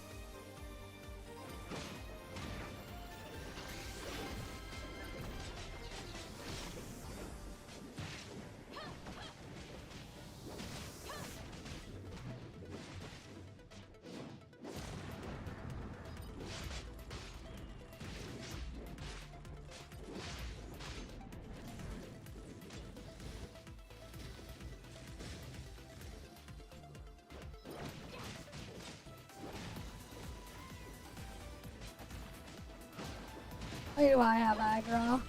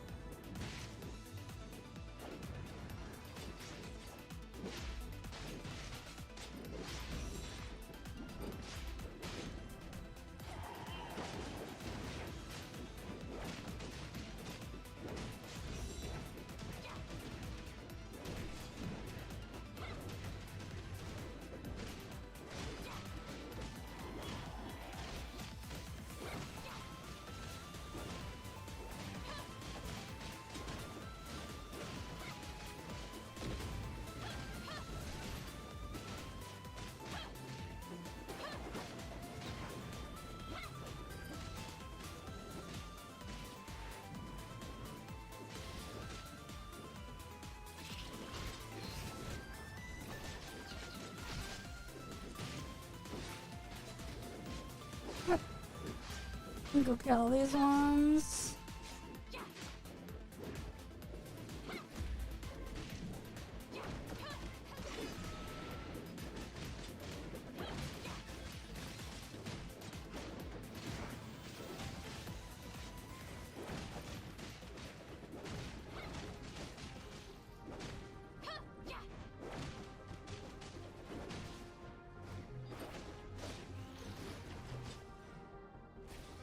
You know, I'm like semi alt tabbing as well at the same time. Clicking through Expulsion Secret Letter Farm to get some wedge blueprints on the Wet Night Abyss. I've been alt tabbing that too now. Because there's wedge expulsion. And at least I just need to claim the reward or whatever. And then start another one.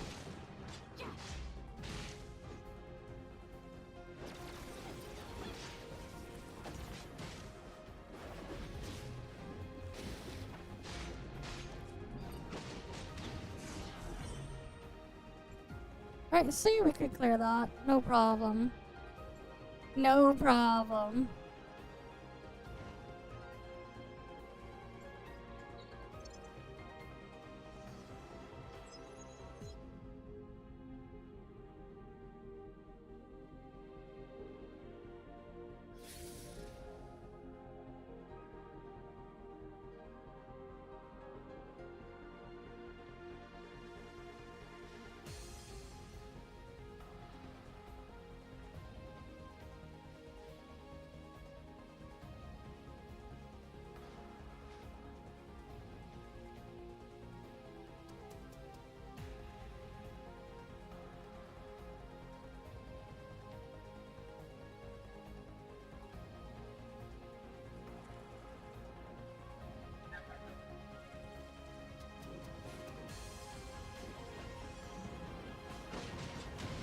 Same.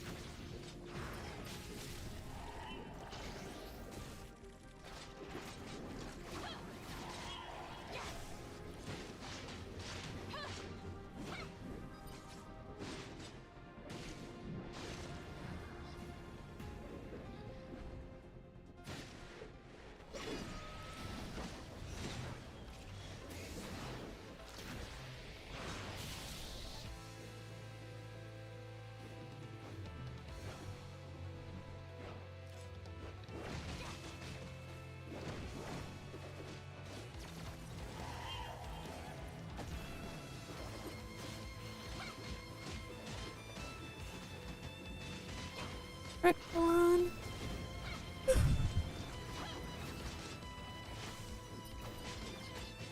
Like, part of me wonders if I'll even make it that far to do the thing. The Snowbreak thing later if I want to. Because I've just been up and awake doing stuff all day. Since like 7 in the morning. Because, yeah. Or if I just go straight to like AFK. Snowbreak thing in a bit. I don't know.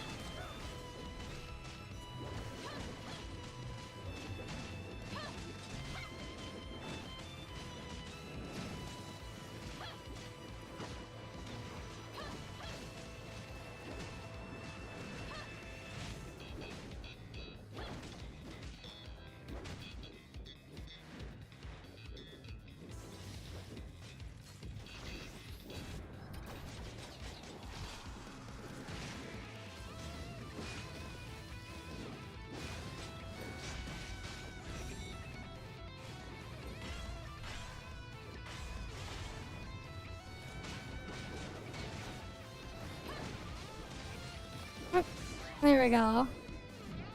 Let me go finish killing the armor guards for my daily.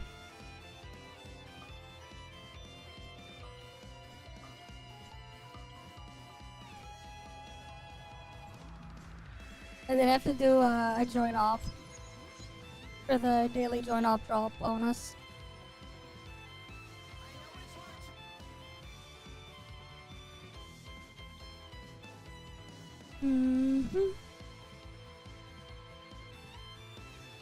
Yeah, just stretch. Yeah, sure. Okay. The dude leave? Here, you can tank join up anyways.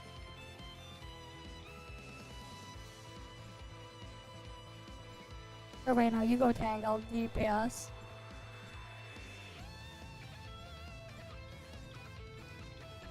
And then after this, we'll go to Snowbreak. We were like, what, doing anchor shift for like 3 hours almost? Or is it 2 or 3 hours? It feels like.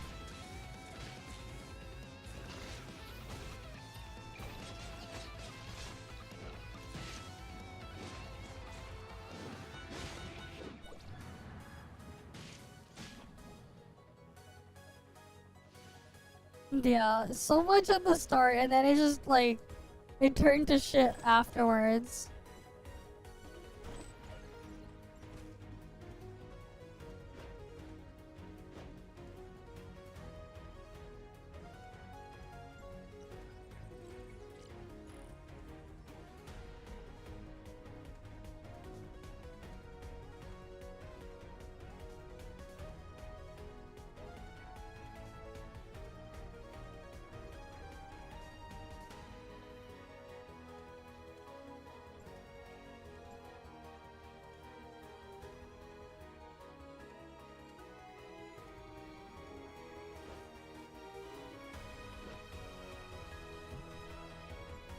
Alright, easy.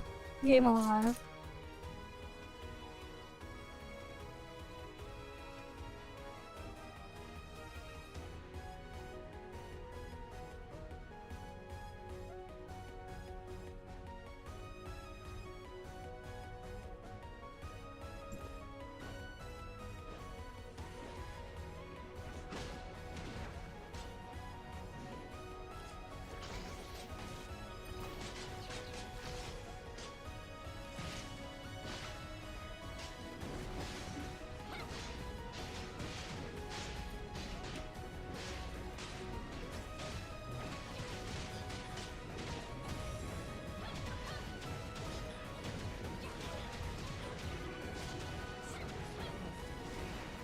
Okay.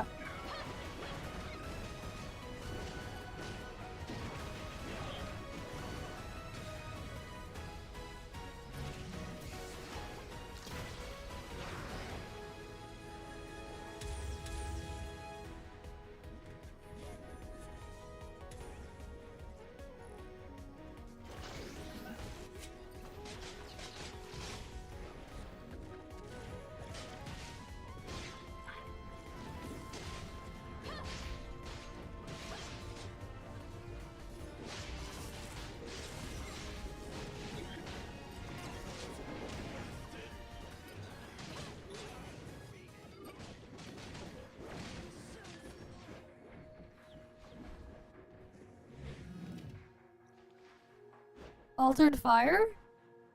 Are triple altered or are you using Lexus's main DPS? Because, like, rotation's pretty simple. You know, press the skill on Nana, and while you press the skill, switch to Void Piercer, do the district skill hold thingy, whatever, and then switch to go on field Lexus. Oh, Lana main DPS? If you're gonna do that one, then you can Lana main DPS, yeah. You can do either Lana or Void Piercer. I think Lana might be a little bit better. Or was that Void Piercer? I think it was like testing with Void Piercer main DPS actually. I didn't test it with Lana main DPS. Yeah. But like either way should work. In terms of off-field damage, yeah, the off-field damage on Lana is really good for Flame. Flame gets the highest multiplier for off-field for some reason.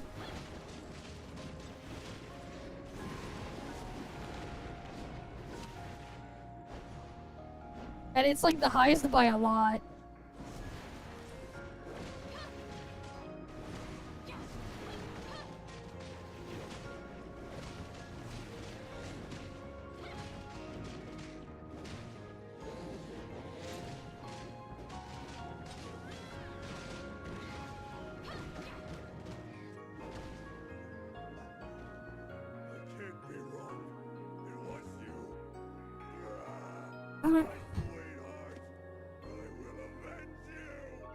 Yes. Lana can change element.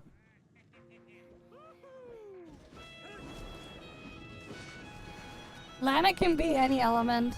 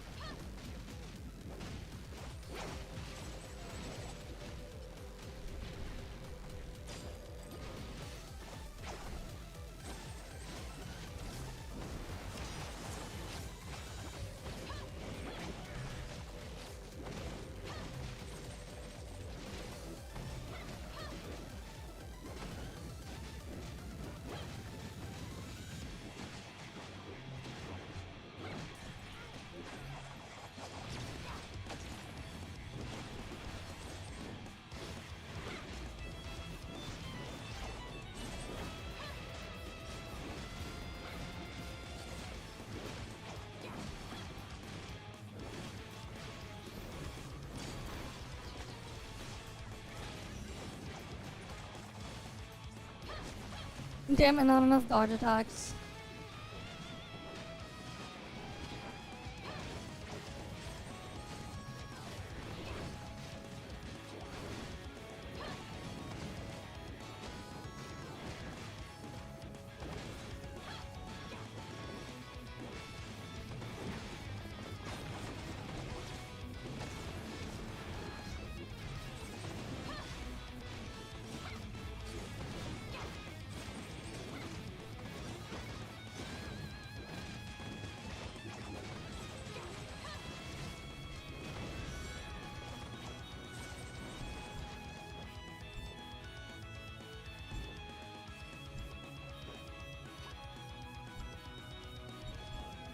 Yeah, this is pointless. But we get to do the funny. Rampage, let's go.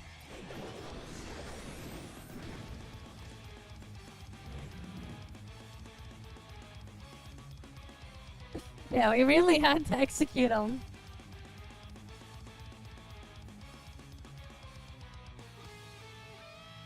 For added effect.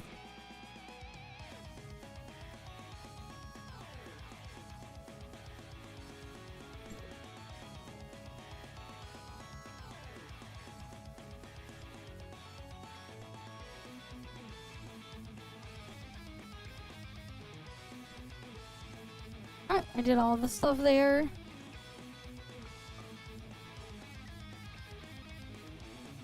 Alright, so I'm gonna head out of Warp server and we'll open up Snowbreak.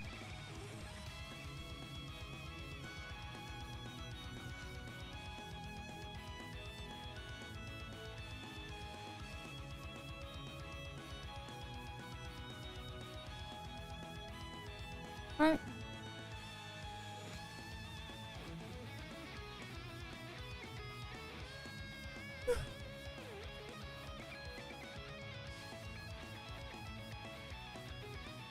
Surely I'm not tired enough to fall asleep during the thing.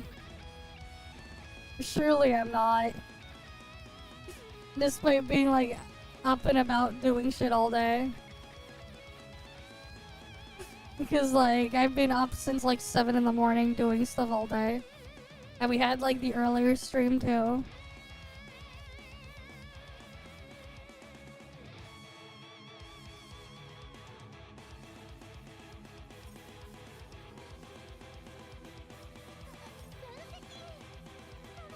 I don't think so.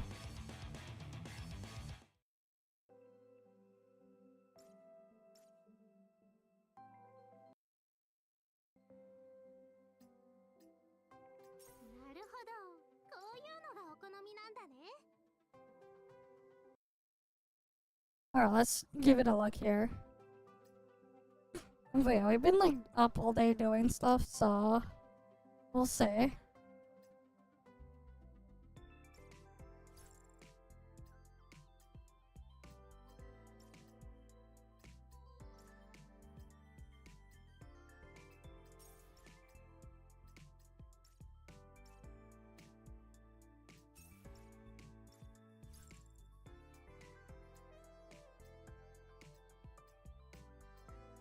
Someone said it's like 4 hours or something.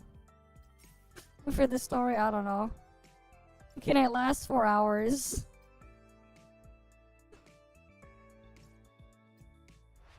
Because like, yeah. Yeah, like that's the thing though. It's like you gotta say it is great for a gacha. The standards are so low. It's like actually sad.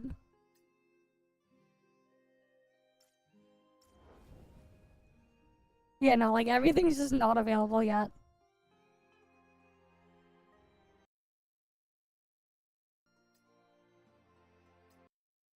Is this voiced at least? I get like farm expulsion and duet night abyss at the same time. Expulsion secret letters. At least. Oh, this is not voiced. God damn it, I don't feel like reading. I'm just too tired to read. Defense ones? I have like 5,000 of the Luno mementos now.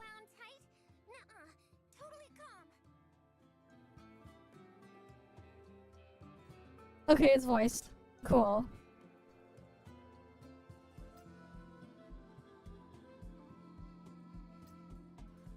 Oh, there's even a 4 times text mode. Went out on assignment yesterday. I was a bit bummed. Thought I'd be stuck in the base again during a big op. Ah, that one. To crash the victory party. I have to like make one for those at some point. But when I saw the details, But I don't feel like it. It's just pain.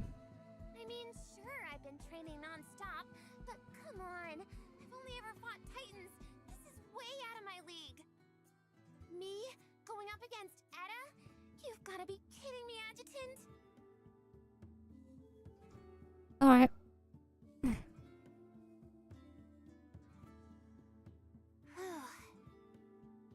Still super nervous, but at least I'm not spiraling anymore.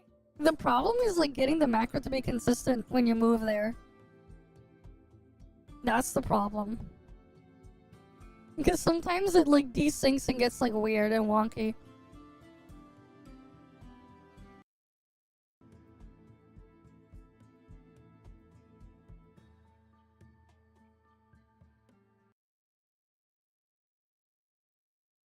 The Demiurges?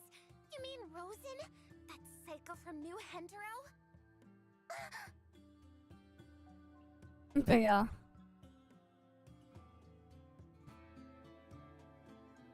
How does she make it consistent? Just use the ult and run, just run. Nah, man. It's just pain. I want it deleted, man. I hate defense. Actually, I hate a lot of the farming modes. It is pure pain.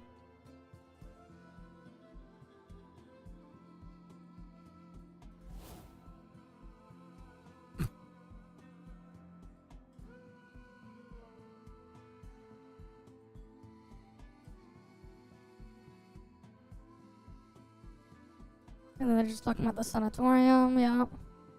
But yeah, I'm just too tired to read. We'll just let it play.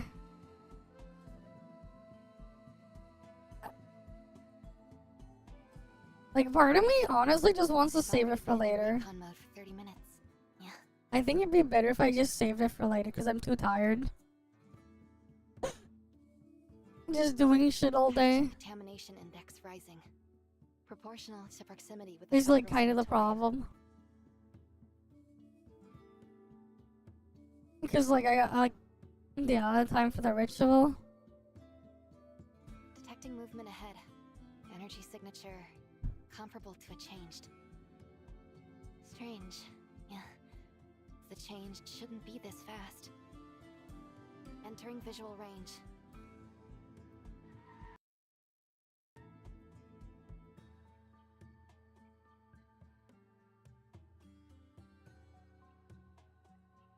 I should, man. I've been like up and about doing stuff all day.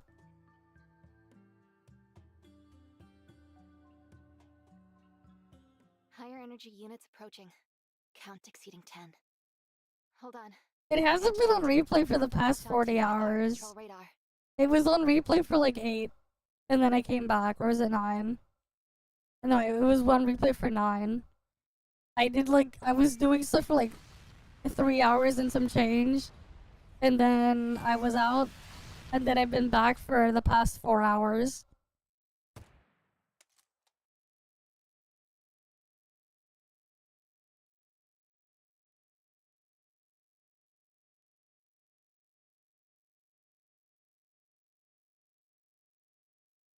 Fair enough. No hostile units in sight. Wait, they're on our 6. Okay.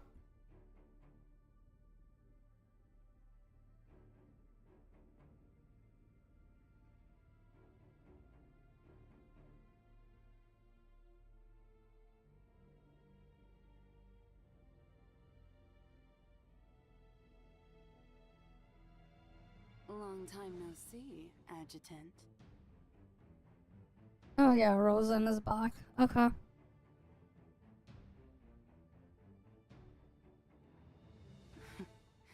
I thought you'd turn tail the moment you saw me.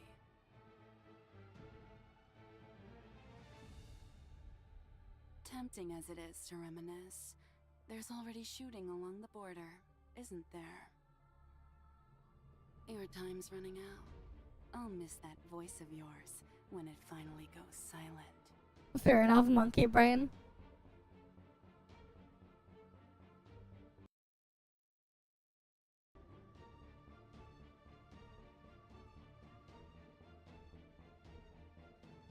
Damn it, expulsion is over now for secret letters on wedges. I need my expulsion potato wedge farm. Because there'll never be another chance like this.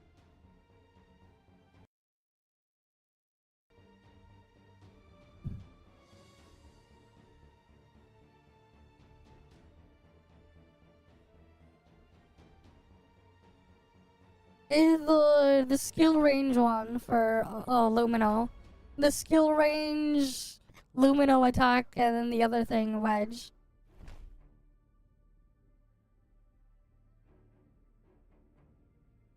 For Knifeful and thing.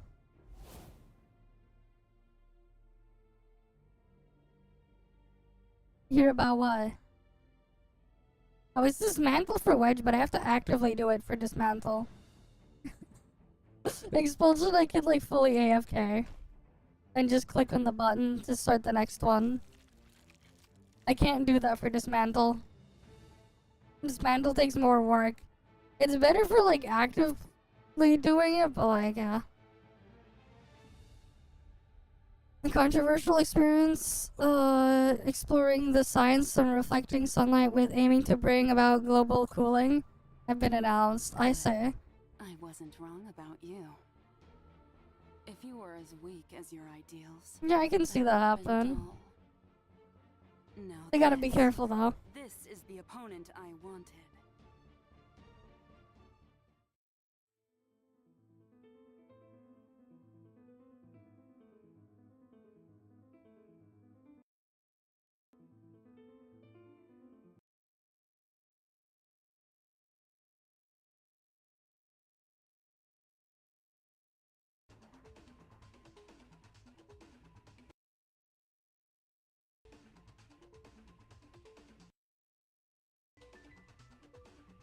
For blocking the sun, making robots have feelings is a Matrix shit, yeah. Some people go to be what, robosexual or something? I know there are people having weird fucking feelings for some weird AI chatbot. There are weirdos out there like that. I remember when that was like a fucking joke from Futurama or something a long time ago. I remember like I was like, this was a long time ago from like some random ass Futurama episode. There was something about having relations with a robot or something, and there was like some stigma against it or whatever. And they called the people who were doing that robosexual or something. I forget what episode that was. It was such a long time ago. I haven't seen Futurama in forever. But yeah.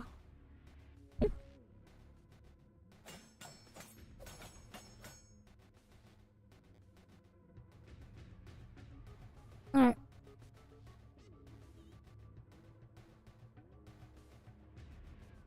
Just wait, our AIDS gonna be a huge epidemic, oh boy.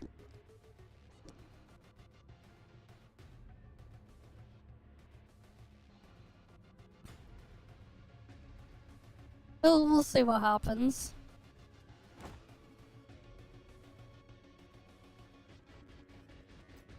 Yeah, honestly, I think what we'll do is actually I'll just properly go through the story later. Because, like, I'm just way too fucking tired to, like, pay attention. Like, I might be physically here, but mentally my freaking mind is absent. Let's be real. We'll properly do that section later then, and then just upload it for thing. I think that will be better. Because, like, my brain is too tired.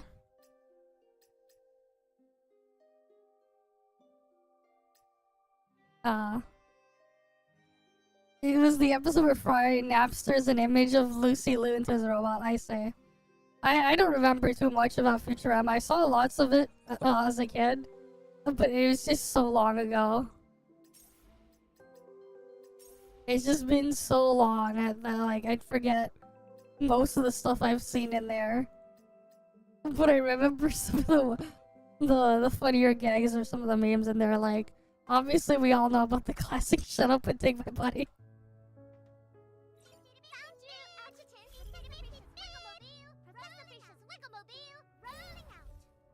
What would you even do with the freaking Harem of Robo Gals, man? What the hell are they gonna do for you?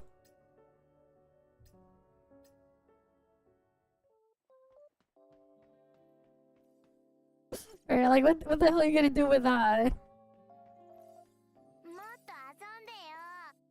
I mean, to be fair, if you really wanted something, you could just download and get the thing in front of you or just have it. Wouldn't you do it? Wouldn't you? Yeah, you wouldn't download a car, would you? Or maybe you would. Maybe you'd download more RAM because RAM pricing is absurd right now. Why not download more RAM? Surely you can do that, right? You'd download more RAM if you could, would you?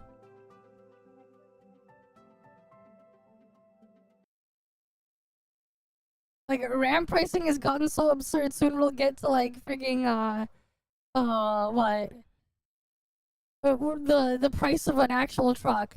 Meanwhile, you got like Apple for like the past forever.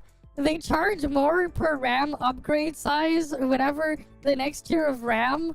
Like they've always been doing it than the cost it is to buy gold gold per like gold by the gram. Like actually like it's funny, like there are like actually charts where they compare where you can find Apple's like memory upgrade pricing and comparing it to the price of gold.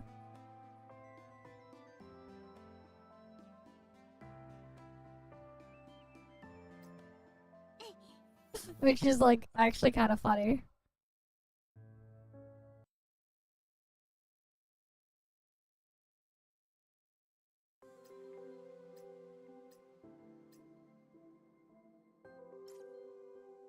Right, like when you think about it, it's like actually kind of funny in its own way.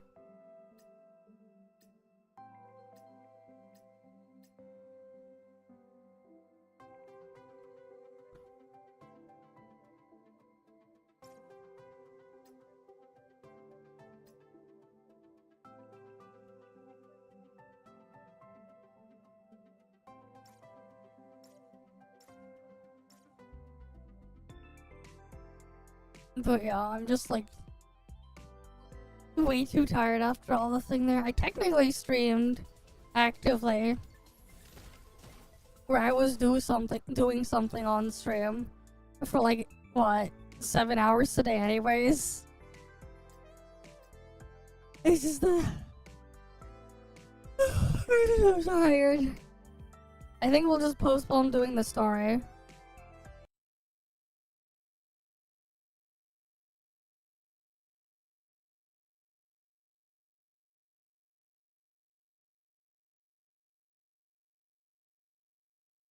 Right, like it feels like I'll just do it like tomorrow type of deal. Because like I don't want to just keep skipping through it. Whatever in there. But like I'm also just like way too tired to stay awake. So maybe we just end off here. And then I just let people like farm drops because Snowbreak category is fucking dead. And I'll just replay the thing from earlier. Like it was before. Yeah, I think we'll just do that and end off because like I'm just way too tired. Unfortunately, I've been out all day touching snow and doing a bunch of errands and other things. That like I'm just way too tired. Alright, let's just end off here then. I'll see you guys again next time then. You guys have a good day or night or whatever. I'll see you guys then. I'll put the thing there. Okay. Alright. But yeah, I'll see you guys.